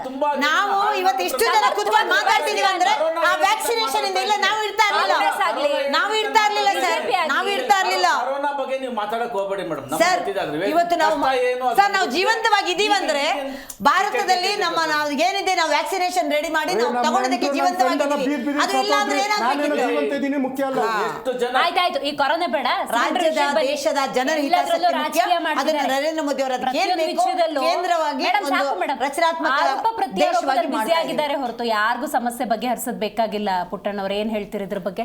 ಮೇಡಮ್ ನೋಡಿ, ಇವತ್ತಿನ ದಿನ ಗ್ಯಾಸಿನ ಸಮಸ್ಯೆ ಆಗಿದೆ, ಪೆಟ್ರೋಲ್ ಸಮಸ್ಯೆ ಆಗಿದೆ, ತುಂಬ ಸಮಸ್ಯೆಗಳಾಗಿದೆ. ಇದರ ಬಗ್ಗೆ ನಮ್ಮ ದೇಶದ ಪ್ರಧಾನಿಗಳು ಕೂತ್ಕೊಂಡು ಮಾತಾಡಬೇಕು. ಎಲ್ಲ ರಾಜ್ಯದ ಮುಖ್ಯಮಂತ್ರಿಗಳನ್ನು ಯಾರ್ಯಾರು ಮೇನ್ ಇರ್ತಾರೋ ಕರೆದು ಈ ಥರ ಸಮಸ್ಯೆ ಇದೆ ಅಂತ ಯಾವತ್ತಾನ ಒಬ್ಬರನ್ನ ಕರೆದು ಮಾತಾಡಿದಾರ. ಹಿಂದೆ ಕೆಲವು ರಾಜೀವ್ ಗಾಂಧಿ ಇವ್ರುಗಳೆಲ್ಲ ನಾನು ಕೆಲವು ಕೇಳಿದ್ದೀನಿ, ಏನೇ ಒಂದು ಸಮಸ್ಯೆ ಆದರೂ ಬಂದು ಕೂತಿ ಮಾತಾಡಿ ಎಲ್ಲರಿಗೂ ಒಂದು ಸಜೆಷನ್ ಏನಾದರೂ ಕೊಟ್ಟಿರೋರು. ಆಮೇಲೆ ಈ ಯುದ್ಧ ಏನಕ್ಕೆ ನಡೀತಿದೆ, ಯಾವ ಕಾರಣಕ್ಕೋಸ್ಕರ ಯುದ್ಧ ನಡೀತಾ ಇದೆ, ಇದನ್ನು ನಾವು ಸಂಪೂರ್ಣವಾಗಿ ನಾನು ಮೋದಿ ಅಂತ ಹೇಳ್ತಾ ಇಲ್ಲ ಮೇಡಮ್. ನನಗನ್ನಿಸ್ತಾ ಇದೆ ಈ ಯುದ್ಧ ನಡೆಯೋದಕ್ಕೆ ಕಾರಣ ಮೂಲವಾಗಿ ಎಪ್ಸ್ಟಿನ್ ಫೈಲ್ಗೋಸ್ಕರ ಏನಾದ್ರು ನಡೀತಿದ್ಯಾ ಅಂತ ಅನ್ನಿಸ್ತಾ ಇದೆ ನನಗೆ. ಯಾಕಂದರೆ ಇದು ದೊಡ್ಡ ತಲೆಗಳದ್ದು ಫೈಲು, ದೊಡ್ಡ ತಲೆಗಳ ಫೈಲ್ಗಳು ಇವ್ರ ಹತ್ರ ಇದೆ. ಈಗ ಇದನ್ನ ಹೆಂಗಾನ ಮರಮಾಚಬೇಕು. ಈಗ ನೋಡಿ, ಲಾಸ್ಟ್ ಟೈಮ್ ಒಂದು ಎಲೆಕ್ಷನ್ ಆದಾಗ ಯಾವುದೋ ಒಂದು ಬಾಂಬ್ ಹಾಕೋರು, ಎಲೆಕ್ಷನ್ ಆಯಿತು, ಗೆದ್ದರು, ಈ ಥರದ್ದು ಏನೋ ಒಂದು ಮರ್ಮ ಇದೆ ಅಂತ ನನಗನ್ನಿಸ್ತಾ ಇದೆ ಮೇಡಮ್. ಇದರಲ್ಲಿ ಇದನ್ನ ಹೊರಗಡೆ ತಂದ್ರೆ ತುಂಬಾ ದೊಡ್ಡ, ಯಾರು ತನಿಖೆ ಮಾಡ್ತಾರೆ, ದೊಡ್ಡ ನಾಯಕರು ಇದ್ದಾರೆ ಅನ್ನೋದಾದ್ರೆ ಇದರಲ್ಲಿ ನಾನು ನಡೀತಾ ಇದೆ. ಎಲ್ಲ ತುಂಬಾ ದೊಡ್ಡ ಗಣ್ಯ ವ್ಯಕ್ತಿಗಳು ಇದ್ರಲ್ಲಿ ಇದ್ದಾರೆ. ಇದು ಹೊರಗೆ ಬಂದ್ರೆ ಅಷ್ಟೇ ಮಾತ್ರ ಇದು ಸಂಪೂರ್ಣ ಸಂಬಂಧ ಯಾರಿದ್ದಾರೆ ಅಂತ ನಿಮ್ಮ ಆರೋಪ ಇದೆ ಮೇಡಮ್. ನಮ್ಮ ಭಾರತದ ನಾವು ಹೆಸರು ಹೇಳ್ಬಾರ್ದು, ಇಲ್ಲ ಇದೆ ಎಲ್ಲ. ಯಾಕಂದ್ರೆ ನಮ್ಮ ರೋಲ್ ಏನು ಅಲ್ಲಿ ಹೋಗಿದ್ದಾರೆ, ಹೋಗಿ ನಿಮಗೂ ಈಗ ಮಾಹಿತಿ, ನಮಗೂ ಮಾಹಿತಿ ಇಲ್ಲ. ನಾವು ಫೇಸ್ಬುಕ್ ಅಲ್ಲಿ ನೋಡಿದ್ದೀನಿ, ಹೋಗಿ ಅವನನ್ನ 3 ಬಾರಿ ಭೇಟಿಯಾಗಿದ್ದೆ, ನನ್ನ ವ್ಯವಹಾರ ಇದೆ ಅನ್ನೋದು ಹೇಳಿದ್ದಾರೆ. ಹೌದು, ಏನು ಒಬ್ಬ ಕಾಮುಕನ ಹತ್ರ, ಒಬ್ಬ ಕಟಕನ ಹತ್ರ ಹೋಗಿ ಮಾತಾಡೋ ಅಂಥದ್ದು ಏನಿದೆ ಮೇಡಮ್? ಇವಾಗ ಒಬ್ಬ ಕಟಕ ಅಂತಂದ್ರೆ ಅವನ್ನ ಕಟಕ ಅಂತಾನೆ ನೋಡ್ತಾರೆ. ಒಬ್ಬ ಕಾಮುಕ ರೇಪಿಸ್ಟ್ ಅವ್ನು ಹೋಗಿ ಇವರು ಭೇಟಿ ಮಾಡ್ತಾರೆ ಅಂದ್ರೆ ಏನ್ ಅರ್ಥ? ಕಣ್ಣಾರ ಕಂಡ್ರು ಪರಾಮರಿಸಿ ನೋಡ್ಬೇಕಂತ ಇವ್ರಿಗೆ ಇದೆಲ್ಲ ಈಗ ಅರ್ಥ ಆಗಲ್ಲ. ರಾಜತಾಂತ್ರಿಕತೆ ಏನು, ರಾಜತಾಂತ್ರಿಕತೆ ಗೆಲುವು ಏನು ಅನ್ನೋದು, ದೇಶದ ಜನರ ಹಿತಾಸಕ್ತಿ ಅಂದ್ರೆ ಏನು ಸದ್ಯದಲ್ಲೇ ಗೊತ್ತಾಗ್ಲಿಲ್ಲ. ನಮ್ಮ ಅದ್ರ ಬಗ್ಗೆ ಯಾಕೆ ಮಾತಾಡೋಣ? ಇವ್ರು ಏನ್ ಮಾತಾಡ್ಬೇಕು? ನೀವು ಎಷ್ಟು ಬೊಬ್ಬೆ ಹೊಡ್ಕೊಳ್ಳಿ. ಯಾರೋ ಇರಾನ್ ಹೋಗ್ಬಿಟ್ಟು ಇವ್ರ ಮೇಲೆ ಏನೋ ತೊಂದರೆ ಕೊಟ್ಟಿಲ್ಲ, ಅವ್ರು ಬಂದು ಇವ್ರ ಮೇಲೆ ಯುದ್ಧ ನಡೀತಿದೆ. ಇದು ಯಾವ್ದೋ ಒಂದು ಕಾರಣ, ಏನೋ ಒಂದು ಅಲ್ಲ, ಅದಕ್ಕೂ ಮೋದಿನೇ ಕಾರಣ ಅಂದ್ರಲ್ಲ ಸರ್ ಇವರು. ನಾನು ಹೇಳ್ತಿಲ್ಲ ಮೇಡಮ್, ಅದಕ್ಕೂ ಮೋದಿನೇ ಕಾರಣ ಅಂದ್ರಲ್ಲ. ನಾನು ಹೇಳ್ತಿರೋದು ಈ ವಿಷಯದಲ್ಲಿ ಇದೇನೋ ಒಂದು ಸಂಬಂಧ ಇರೋದ್ರಿಂದ ಅಷ್ಟೇ ಇದು ನಡೀತಿರೋದು. ಬಟ್ ಎಷ್ಟು ದಿನಕ್ಕೆ ನಿಲ್ಲತ್ತೆ ಅನ್ನೋದು ನಮ್ಗೆ ಗೊತ್ತಿಲ್ಲ. ಮುಂದೆ ನಮ್ಮ ದೇಶದ ಜನತೆಗೆ ಯಾವುದೇ ಒಂದು ರೀತಿಯಲ್ಲಿ ತೊಂದರೆ ಆದರೂ ಅದಕ್ಕೆಲ್ಲ ಕೇಂದ್ರ ಸರ್ಕಾರನ ಹೊಣೆ ಆಗಬೇಕಾಗತ್ತೆ ಅಂತ ಹೇಳ್ತೀನಿ ಮೇಡಮ್. ಪುಟ್ಟಣ್ಣವರೇ, ಇರಾನ್, ಅಮೆರಿಕ, ಇಸ್ರೇಲ್ ನಡುವಿನ ಅವರ ಯುದ್ಧದಿಂದ ಇತರ ರಾಷ್ಟ್ರಗಳಿಗೆ ಸಮಸ್ಯೆ ಆಗುತ್ತೆ. ಯೂಶಲಿ ನೀವೆಲ್ಲ ಹಿಸ್ಟ್ರಿನ ಮಾತಾಡೋದ್ರಿಂದಾಗಿ ದೇಶದಲ್ಲೇ ಕೆಲವೊಂದು ಸಂದರ್ಭದಲ್ಲಿ ಎಮರ್ಜೆನ್ಸಿ ಬಂದಾಗ ದೇಶದ ಜನ ತಲ್ಲಣ ಆಗಿರುವಂಥ ಸಿಚುವೇಶನ್ ಇದೆ, ನಮ್ಮ ತಪ್ಪುಗಳಲ್ಲಿ ಆಗಿರುವಂಥದ್ದು. ಹಾಗಾಗಿ ನಾನು ಕೇಳೋದು, ಇಂಥ ಪರಿಸ್ಥಿತಿಯನ್ನು ನಿಭಾಯಿಸೋದಕ್ಕೆ ಆಯಾ ಟೈಮಲ್ಲಿ ಯಾವ್ಯಾವ ಸರ್ಕಾರಗಳು ಯಾವ ಥರದ ಕ್ರಮ ತಗೋಬೇಕು ಅದನ್ನು ತಗೊಳ್ತವೆ. ಸೆಂಟ್ರಲ್ ಗೌರ್ಮೆಂಟ್ ಏನಾದರೂ ಸೂಚನೆ ಕೊಡುತ್ತೆ ಅನ್ನೋದನ್ನು ರಾಜ್ಯ ಪರಿಪಾಲನೆ ಮಾಡಬೇಕಾಗುತ್ತಲ್ಲ, ಅದಾಗ್ತಿದೆಯಾ? ಆಗ್ತಾ ಇಲ್ಲ ಮೇಡಮ್. ಅದೇ ಯಾಕಂದ್ರೆ ಸೆಂಟ್ರಲ್ ಕಾಳಸಂತೆ ವ್ಯಾಪಾರ ಅಷ್ಟು ಜೋರಾಗಿ ನಡೀತಾ ಇದೆ, ಅದಕ್ಕೆ ಬ್ರೇಕ್ ಹಾಕಬೇಕು ಮೇಡಮ್. ಏನಾಗಿದೆ ಇವತ್ತು ನೋಡಿ, ಇವತ್ತು ಪೆಟ್ರೋಲ್ ಆಗಲಿ, ಗ್ಯಾಸ್ ಆಗಲಿ, ಇದೆಲ್ಲ ಯಾರ ಕೈನಲ್ಲಿದೆ? ಯಾರು ಇದನ್ನ ನಡೆಸ್ತಾ ಇರೋ ಮಾಲೀಕರು ಯಾರು? ಯಾರು ಹೇಳಿ? ಎಲ್ಲರ ಪೊಲಿಟಿಷಿಯನ್ಸ್ಗಳೇ ಆಲ್ಮೋಸ್ಟ್ ಇದ್ದಾರೆ ಇದರಲ್ಲಿ. ನಾನು ನೀವೇನು ಗ್ಯಾಸ್ ಸಿಲಿಂಡ್ರು ಏಜೆನ್ಸಿ ಇಲ್ಲ ಏನೂ ಅಲ್ಲ, ನಾವು ನೀವು ಮಾತಾಡೋದು. ಇದು ಒಂದು ದೊಡ್ಡ ವ್ಯಾಪಾರ ಆಗಿದೆ. ಇವತ್ತು ನೋಡಿ, ಒಂದು ದಿವಸದಲ್ಲಿ ಒಂದು ಗ್ಯಾಸು 5,000 6,000 ಅಂತ ಹೇಳ್ತಾರೆ. ಒಂದು ಗ್ಯಾಸು 800 ರೂಪಾಯಿ 1,000 ರೂಪಾಯಿದು 6,000 ಅಂತಂದರೆ ಎಷ್ಟು ಸಾವಿರ ಸಿಲಿಂಡರ್ಗಳು ಹೋಗುತ್ತೆ. ಇದು ಇನ್ಕಮ್ ಯಾರಿಗೆ ಬರ್ತಾ ಇದೆ? ನನಗೆ ನಿಮ್ಗೆ ಏನಾದರೂ ಬರ್ತಾ ಇದೆಯಾ? ರೈಟ್. ಅದನ್ನ ರಾಜ್ಯ ಒಂದು ಇಂಪಾರ್ಟೆಂಟ್ ಇದಕ್ಕೆ ಆ್ಯಡ್ ಮಾಡ್ತೀನಿ ಅಷ್ಟೇ. ಇವರು ರೇಟ್ ಬಗ್ಗೆ ಹೇಳಿದ್ರಲ್ಲ, ಇವಾಗಲೂ ಇವತ್ತು ಕೂಡ ದೆಹಲಿಯಲ್ಲಿ 94 ರೂಪೀಸ್ 77 ಪೈಸಾ ಇದೆ ಪೆಟ್ರೋಲಿಗೆ. ಅದೇ ಕರ್ನಾಟಕದಲ್ಲಿ ನಾವು 10 ರೂಪಾಯಿ ಎಕ್ಸ್ಟ್ರಾ ಕೊಡ್ತಾ ಇದ್ವಿ, 10% ಎಕ್ಸ್ಟ್ರಾ ಕೊಡ್ತಾ ಇದೀವಿ. ಅದು ಯಾಕೆ ಅನ್ನೋದನ್ನು ವೀಕ್ಷಕರು ಇದನ್ನ ಮೇಡಮ್, ಇದು ನಿನ್ನೆ ಮೊನ್ನೆಯಿಂದ ಕೊಡ್ತಾ ಇಲ್ಲ. ನಿಮ್ಮ ಸರ್ಕಾರ ಬಂದಾಗ್ಲಿಂದ 70 ರೂಪಾಯಿ ಇದ್ದಿದ್ದು ಪೆಟ್ರೋಲ್ ಬೆಲೆನ 103 ರೂಪಾಯಿ ತಂದು ಕೂಡಿಸಿ 2014ಕ್ಕೆ, ಸಾರಿ ನಿಮ್ಗೆ ಮಾಹಿತಿ ಕೊರತೆ ಇದೆ, 2014ಕ್ಕೆ ಇದೇ ಗ್ಯಾಸ್ ಎಷ್ಟಿತ್ತು? 920 ಇವತ್ತೆಷ್ಟಿದೆ? ಅಲ್ಲಿಂದ ಏನಾದ್ರು ಸ್ಪಷ್ಟ ಸೂಚನೆ ಬರ್ಲಿ ಬಿಡ್ಲಿ, ಇಲ್ಲಿ ಕಾಳಸಂತೆ ವ್ಯಾಪಾರಗಳಿರ್ತವೆ, ಮಧ್ಯವರ್ತಿಗಳು ತಮ್ಮ ಹಿಡಿತಕ್ಕೆ ತಗೋತಾರೆ. ಇದೊಂದು ಟೈಮ್ ದುಡ್ಡು ಮಾಡ್ಕೊಳ್ಳೋಕೆ ಅಂತ ಹೇಳಿ ಅವ್ರದೇ ಆದಂತಹ ಆಟ ಆಡಕ್ಕೆ ಸ್ಟಾರ್ಟ್ ಮಾಡ್ತಾರೆ. ಇಲ್ಲಿ ಪೊಲೀಸ್ ವ್ಯವಸ್ಥೆ ಸ್ಟ್ರಾಂಗ್ ಆಗಬೇಕು. ಸಿದ್ದರಾಮಯ್ಯನವರು ಕೂಡ ಒಂದು ಸ್ಪಷ್ಟ ಸಂದೇಶ ಕೊಡಬೇಕು. ಏನಾದ್ರೂ ಕಾಳಸಂತೆ ವ್ಯಾಪಾರ ಮಾಡಿ ಜನಕ್ಕೆ ಏನಾದ್ರು ತೊಂದರೆ ಮಾಡಿದ್ರೆ ಸುಮ್ಮನೆ ಬಿಡೋದಿಲ್ಲ. ಒಂದು ಅಪ್ರಿಸಿಯೇಷನ್ ಏನು ಅಂತಂದ್ರೆ, I requested with you madam, last ನಾವು ಕೂತಾಗ ಮೇಡಮ್ ರಿಯಾಲಿಟಿ ಚೆಕ್ ನಿಮ್ಮಿಂದ ಆಗಬೇಕು ಅಂತ. Today you are showing that. Appreciate Zee channel the reality. ಎಲ್ಲೆಲ್ಲಿ ಏನೇನು ತೊಂದರೆ ಆಗಿದೆ, ಯಾವ ತರ ಜನ ಕ್ಯೂ ಅಲ್ಲಿ ನಿಂತಿದ್ದಾರೆ, ಅಥವಾ ಈಗ ನಾನು ಹೋಟ್ಲಿಗೆ ನಾನು ರಿಯಾಲಿಟಿ ಮಾತಾಡಿರೋದು, these all the things. But ಅದಕ್ಕೆ ಪೊಲೀಸ್ ಇಲಾಖೆ ಒಂದು ಕಟ್ಟುನಿಟ್ಟಿನ ಕ್ರಮ ತಗೊಬೇಕು. ಬಟ್ ನಾನೊಂದು, ಇದು ಸರಿನೋ ತಪ್ಪೋ ಏನೋ ಗೊತ್ತಿಲ್ಲ, ಮಾನ್ಯ ಶ್ರೀ ಅರಣ್ಯ ಸಚಿವರು ಒಂದು ನೋಟಿಸ್ ಹಾಕಿದ್ದಾರೆ, ಯಾವುದೇ ರೀತಿಯಾದಂತ ಕಟ್ಟಿಗೆಯನ್ನ ತೆಗಿಯಂಗಿಲ್ಲ, ಕಾನೂನಲ್ಲಿ ಇದೆ. ಆದ್ರೆ ಈಗ ಸೌದೆ, ಯಾಕೆಂದ್ರೆ ಅವಶ್ಯಕ, ಮನುಷ್ಯ ಸತ್ತೋಗ್ತಾನೆ ಮೇಡಮ್ ಊಟ ಇಲ್ಲ ಅಂತಂದ್ರೆ, ಆ ಸೌದೆ ಪೂರೈಕೆಗೆ ಯಾವ ರೀತಿ ಸರ್ಕಾರ ಒಂದು ಕ್ರಮವನ್ನು ತಗೊಬಹುದು. ಯಾಕೆಂದ್ರೆ ಈಗ ಒಲೆ ಹಚ್ಚಲೇಬೇಕಾಗ್ತದೆ. ಏನೋ ಎರಡೇನೋ ಬಂದಿದೆ, ಬರೋಂತ 27 ಹಡಗುಗಳಲ್ಲಿ ನಿಂತಿದೆ. ಬರೋದಾಗಿ ಎಲ್ಲ ಬರ್ಬೇಕಿತ್ತು, ಬಂದಿಲ್ಲ. ಹಂತ ಹಂತವಾಗಿ ಬರುತ್ತೆ. ನಾಳೆ ಬೆಳಗ್ಗೆ ಬರ್ಬೇಕು ಅಂತಿಲ್ಲ, ಅವು ಸ್ಕೆಡ್ಯೂಲ್ ಆಗಿರ್ತವೆ. 27 ದೇಶದ 40 ದೇಶಕ್ಕಾಗಿದೆ, ಅದು ಅವ್ರಿಗೆ ಗೊತ್ತಿಲ್ಲ. ನ್ಯೂಸ್ ಓದಲ್ಲ, ಏನ್ ಮಾಡ್ತೀರಾ? ಕೋಟಿ ಜನಕ್ಕೆ ನೀವು ಎರಡು ಹಡಗು ಅಂತ ಸಾಕಾಗಲ್ಲ. ಮುಂಬೈ ನಗರಕ್ಕೆ ಸಾಲಲ್ಲ ಮೇಡಮ್. ಆ 2 ಹಡಗು ಮುಂಬೈ ನಗರಕ್ಕೆ ಸಾಲಲ್ಲ, ಇಡೀ ದೇಶಕ್ಕೆ ಕೊಡ್ಬೇಕಾಗುತ್ತೆ. ಇದು ವಾಸ್ತವವಾಗಿ ಇರ್ತಕ್ಕಂಥ ಸಮಸ್ಯೆ. ಅದಕ್ಕೆ ನಮ್ಮ ರಾಜ್ಯ ಸರ್ಕಾರದಿಂದ ಆ ಸೌದೆಗಳಿಗೆ ಯಾವ್ದಾದ್ರು ಒಂದು, ಯಾಕೆಂದ್ರೆ ನಾವು ಬೇರೆ ದಾರಿ ಹುಡುಕ್ಲೇಬೇಕಾಗ್ತದೆ ಮೇಡಮ್. ಈಗ ಪ್ರಾಚೀನ ಯುಗಕ್ಕೆ ಹೋದಂಗೆ ಆಗ್ತಾ ಇದೆ. ನೀವು ಅವಾಗ ಅಂತ ಇದ್ರಿ ಮಾತಾಡ್ತಾ, ಬಿಡಿ ಏನೋ ಒಂದು ಮೊಸರು ತಂಡು ಅನ್ನ ತಿನ್ನಿ ಅಂತ. ಅನ್ನ ಬೇಯ್ಬೇಕಲ್ವಾ? ನೀವೇನೋ ಕರೆಂಟ್ ಇದ್ದಿರ್ತ, ನಮ್ಮಲ್ಲಿ ಕರೆಂಟ್ ಇಂದು ಇಲ್ಲ. ನಾನು ಹೋಟ್ಲೇ ನೆಚ್ಕೊಂಡಿರೋದು ಸತ್ಯ ಹೇಳ್ತಾ ಇದ್ದೀನಿ ಮೇಡಮ್. ಈಗ ಅವ್ರು ರೇಟ್ ಅಷ್ಟೇ ಹೇಳಿದ್ರು, ರೇಟ್ನ ಇಫೆಕ್ಟ್ ಏನು? ನಾನು 20 ರೂಪಾಯಿ ನನಗೆ ದೊಡ್ಡದಲ್ಲ ಮೇಡಮ್. ಆ 20 ರೂಪಾಯಿ ಕೇಳಬೇಕಾದ್ರೆ ನಾ ಹೇಳಿದೆ ಎದೇನೋ ದಸಕ್ಕಂದಂಗಾಯ್ತು. ಆ 20 ರೂಪಾಯಿ ನೆನ್ನೆಗಾಯ್ತು, ಇವತ್ತು ಹೋಗ್ಬೇಕಾದ್ರೆ 50 ಆಗಿರುತ್ತೆ, ನಾಳೆ ಹೋಗ್ಬೇಕಾದ್ರೆ 500 ರೂಪಾಯಿ ಒಂದು ಊಟಕ್ಕೆ ಬಂದರೂ ಬರುತ್ತೆ. ಊಟ ಹಾಕೋ ಹೋಟ್ಲಿಗೆ ಹೋದ್ರೆ ದೋಸೆ ಮಾಡ್ತಾ ಇಲ್ಲ, ಇವತ್ತು ಪೂರಿ ಮಾಡ್ತಾ ಇಲ್ಲ. ಯಾವುದು ಕ್ಷಣದಲ್ಲಿ ಬೇಯ್ತದೆ ಅದನ್ನು ಕೊಡ್ತಾ ಇದ್ದಾರೆ. ಇವ್ರು ಹೇಳಿದ್ರು, ಮೇಡಮ್ ಅವ್ರು ಹೇಳಿದ್ರು, ರೆಸ್ಪೆಕ್ಟ್ ಕೊಡೋಣ, ನಮ್ಮ ರಾಜ್ಯ ಸರ್ಕಾರ ಡೊಮೆಸ್ಟಿಕ್ ಕೊಡ್ತಾ ಇದೆ, ವಿಲ್ ಅಪ್ರಿಷಿಯೇಟ್ ಅವ್ರ ಸ್ಟೇಟ್ ಗೌರ್ಮೆಂಟ್ ಆಲ್ಸೋ.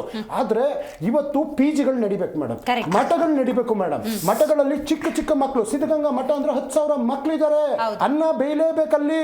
ಜೊತೆಗೆ ಹಾಸ್ಪಿಟಲ್ ಅಲ್ಲಿ ಕ್ಯಾಟ್ರಿಂಗ್ ಮಾಡಲೇಬೇಕು, ರೋಗಿಗಳಿದ್ದಾರೆ. ಮತ್ತೆ ಇವತ್ತು ವಯಸ್ಕ ತಂದೆ ತಾಯಿಗಳು, ಇವತ್ತು ವೃದ್ಧಾಶ್ರಮಗಳಿದ್ದಾರೆ, ಅವರಿಗೆ ಊಟ ಬೇಕೇ ಬೇಕು.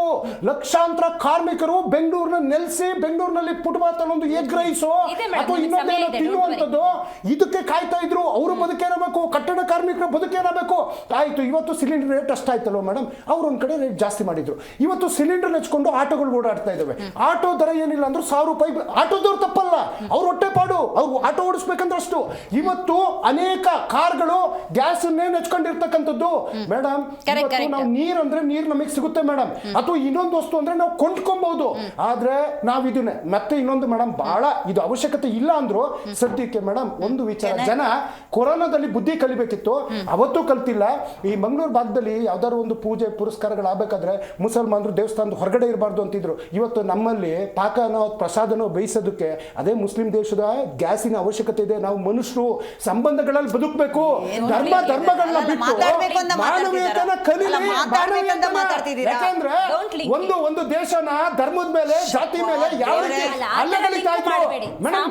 ಅಂದ್ರೆ ಏನ್ ಗೊತ್ತಾ, ಅದು ಕೆಲವೊಮ್ಮೆ ಬೇಕು. ನಾನು ಸಾಮರಸ್ಯ ಕೇಳ್ತಾ ಇರೋದು. ನೀವು ಜಾತಿ ಜಾತಿ ಜಾತಿ ಅಂತ ರಿಪೀಟೆಡ್ಲಿ ಹೇಳಿದ್ರೆ ಜಾತಿ ನಾ ಅಕ್ಷರದಲ್ಲಿ ಇವತ್ತು ಅದೇ ಮುಸಲ್ಮಾನ್ ದೇಶದ ಗ್ಯಾಸ್ನ ಅಭಾವ ಆದ್ರೆ ಏನಾಗ್ತದೆ ಅನ್ನುವಂಥದ್ದನ್ನ ರಿಯಾಲಿಟಿ ಇಡೀ ಪ್ರಪಂಚ ಗೊತ್ತಾಗಿದೆ. ನೀವು ಆ ಮೈಂಡ್ ಸಾಮರಸ್ಯ, ಇಟ್ ಇಸ್ ಸಾಮರಸ್ಯ. ಅವ್ನು ಟೋಪಿ ಹಾಕ್ತಾನೆ ಬರಂಗಿಲ್ಲ, ಗಡ್ಡೆ ಊಟನ್ ಬರಂಗಿಲ್ಲ, ಬುರ್ಕ ಹಾಕ್ತಾನೆ ಬರಂಗಿಲ್ಲ, ನಮ್ ದೇವಸ್ಥಾನದ ಆವರಣದಲ್ಲಿ ಯಾವ್ದು ಅಂಗಡಿ ಇಡಂಗಿಲ್ಲ, ಏನೇನ್ ಮಾಡಿದ್ರು. ಬೇಡ ಬೇಡ ತುಂಬಾ ನಾವು ಅದನ್ನ ದಿವ್ಯಾ, let me ದ್ವೇಷ answer. ಬೇಡ No, it is not a ದ್ವೇಷ, ಸಾಮರಸ್ಯ madam. Right. Let me answer. ಒಂದು ವರ್ಗ ಇದೆ ಭಾರತೀಯ ಜನತಾ ಪಾರ್ಟಿ ಮತ್ತೆ ಮುಸಲ್ಮಾನರೇ ಆಗಲ್ಲ ಅನ್ನೋದು.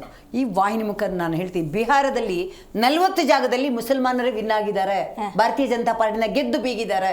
ಇದು ಗೊತ್ತಿರ್ಲಿ ಅಂತ ಒಂದು ಮಾತು ಹೇಳಿದೆ. ವಿಷಯಾಂತರ ಮಾಡೋದು ಬೇಡ, ವಿಷಯಾಂತರ ಬೇಡ. ಅದರ ಜೊತೆಗೆ ನಾವು ದೇಶದ ಘನತೆವೆತ್ತ ಪ್ರಧಾನಿ ನರೇಂದ್ರ ಮೋದಿ ಅವರು ಅಂತೀವಿ. ಬಿಜೆಪಿಯವರು ಅಥವಾ ನರೇಂದ್ರ ಮೋದಿಯ ಫಾಲೋವರ್ಸ್ ಅಂತ ಯಾರಿರ್ತಾರೆ ಅವರೆಲ್ಲರೂ ಕೂಡ ವಿಶ್ವಗುರು ಅಂತ ಕರೀತಾರೆ. ಇತರ ಯಾವುದೇ ದೇಶಗಳಲ್ಲಿ ಸಮಸ್ಯೆ ಆದರೂ ಕೂಡ ಪ್ರಧಾನಿ ನರೇಂದ್ರ ಮೋದಿ ಅವ್ರು ಮಾತಾಡ್ಬಿಟ್ರೆ ಸಮಸ್ಯೆನೇ ಬಗೆಹರಿಯುತ್ತೆ ಅಂತ ಹೇಳ್ತಾರೆ. ಯಾಕೆ ಮೇಡಮ್ ಇಷ್ಟು ದಿವಸ ಆಯ್ತು ಒಂದು ಪ್ರಯತ್ನ ಮಾಡಿಲ್ಲ ಅಲ್ಲ? ನೋಡಿ, ಕೆಲವೊಂದು ವಿಚಾರನ ಇಲ್ಲಿ ಒಂದು ಇಡೀ ಯುದ್ಧ ಉಂಟಾದಂತಹ ಒಂದು ಏನು ಬಿಕ್ಕಟ್ಟು ನಡೀತಾ ಇದೆ ಇಡೀ ಜಾಗತಿಕ ಇಡೀ ರಾಷ್ಟ್ರದಲ್ಲಿ, ನಾವು ಇವತ್ತು ನಿಜವಾಗ್ಲೂ ಪುಣ್ಯವಂತರಾಗಿದ್ದೀವಿ, ಭಾರತದಲ್ಲಿದ್ದೀವಿ. ಇದನ್ನ ನಾವು ಹೇಳ್ತಾ ಇಲ್ಲ, ಹೊರಗಡೆ ದೇಶದಲ್ಲಿ ಇರುವಂತಹ ಇಂಡಿಯನ್ಸ್, ಭಾರತೀಯರು ಹೇಳುವಂತಹ ಮಾತಿದು. ನರೇಂದ್ರ ಮೋದಿ ಅವರು ಇದ್ದಾರೆ, ಅದಕ್ಕೆ ನೀವು ಪುಣ್ಯವಂತರಾಗಿದ್ದೀರಾ ಅಂತ. ಇದನ್ನ ನಾವು ಹೊಗಳ್ಕೊಳ್ಳೋದು ಬೇಡ. ಇವ್ರು ಎಷ್ಟೇ ಎದುರಿಸಿಕೊಂಡು ಎಷ್ಟೇ ಜಗಳ ಆಡಿದ್ರು, ನಾನು ಇವತ್ತು ಜಗಳ ಆಡೋ ಮೂಡಲ್ಲಿ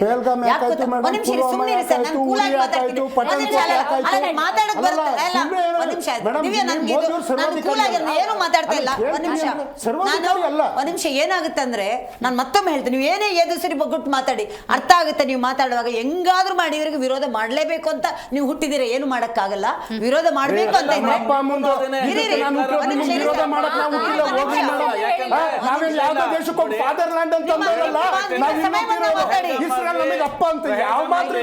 ಅವ್ರಿಗೆ ಕೊಡಿ ಮಾತಾಡಕ್ಕೆ. ಅಲ್ಲ, ಅವ್ರಿಗೆ ಮಾತಾಡಕ್ಕೆ. Okay madam, continue please. ಯುದ್ಧದಿಂದ ಉಂಟಾದಂತಹ ಜಾಗತಿಕ ಬಿಕ್ಕಟ್ಟಿಂದ ಯಾವುದೇ ದೇಶ ಕೂಡ ಹೊರತಾಗಿಲ್ಲ. ಎಲ್ಲಾ ದೇಶಕ್ಕೂ ಇದರ ಪ್ರಭಾವ ಬೀರಿದೆ. ಪ್ರತಿಯೊಂದನ್ನು ನಾವು ಜಾಗತಿಕ ನ್ಯೂಸ್ ನೋಡ್ತಿದ್ವಿ, ಎಲ್ಲೆಲ್ಲಿ ಏನೇನ್ ಆಗ್ತಿದೆ ಅನ್ನೋದನ್ನು. ಕಂಪ್ಯಾರಿಸಮ್ ಬೇರೆ ದೇಶ, ಬೇರೆ 10-12 ದೇಶ ಕಂಪೇರ್ ಮಾಡಿದ್ರೆ ಭಾರತ ಸುಭಿಕ್ಷವಾಗಿದೆ. ಇವತ್ತು ನಾನು ಹೇಳ್ತೀನಿ, ಇವ್ರು ಏನೇ ಮಾತಾಡಿದ್ರು ಕೂಡ ನಮಗೆ ನಂಬಿಕೆ ಇದೆ, ಇದನ್ನು ರಾಜತಾಂತ್ರಿಕ ಗೆಲುವು ನಮ್ಗೆ ಬಂದೇ ಬರುತ್ತೆ. ಇಲ್ಲ ಅಂದ್ರೆ ಯುದ್ಧ ಶುರು ಆದ್ಮೇಲೆ ಯಾವುದೇ ಒಂದು ಹಡಗು ಎಲ್ಲೂ ಹೋಗಿಲ್ಲ. ನಮಗೆ ಹೇಗ್ ಬಂತು? 2 ಬರ್ಲಿ 1 ಬರ್ಲಿ, ನಮಗೆ ಹೇಗ್ ಬಂತು ಅಂದ್ರೆ ನಾವು ಹೇಳ್ಕೊಳ್ಳೋದು ಬೇಡ. ಒಂದ್ ನಿಮಿಷ ಇರಿ ಸರ್, ನಾವು ಮಾತಾಡ್ತೀವಿ. ಒಂದ್ ನಿಮಿಷ ಇರಪ್ಪ, ನಾವು ಸೋಲು ಒಪ್ಕೋಬೇಕು. ಹೌದಪ್ಪ, ಯುದ್ಧ ನಡೀತಾ ಇದೆ, ಕ್ರೈಸಿಸ್ ಇದೆ. ಮಾನ್ಯ ಸಿದ್ದರಾಮಯ್ಯನವರೇ, ನಿಮ್ ಕೈ ಮುಗಿದು ಕೇಳ್ಕೊಳ್ತೀನಿ, ದಯವಿಟ್ಟು ರಾಜ್ಯದ ಕೆಲಸ ಏನು, ಪ್ಯಾನಿಕ್ ಮಾಡಿಸಬೇಡಿ. ರಾಜ್ಯದಲ್ಲಿ ಸ್ಟಾಕ್ ಎಷ್ಟಿದೆ, ನಿಜವಾದ ಸ್ಟಾಕ್ ಎಷ್ಟಿದೆ ಅದನ್ನು ಕೊಡಿ.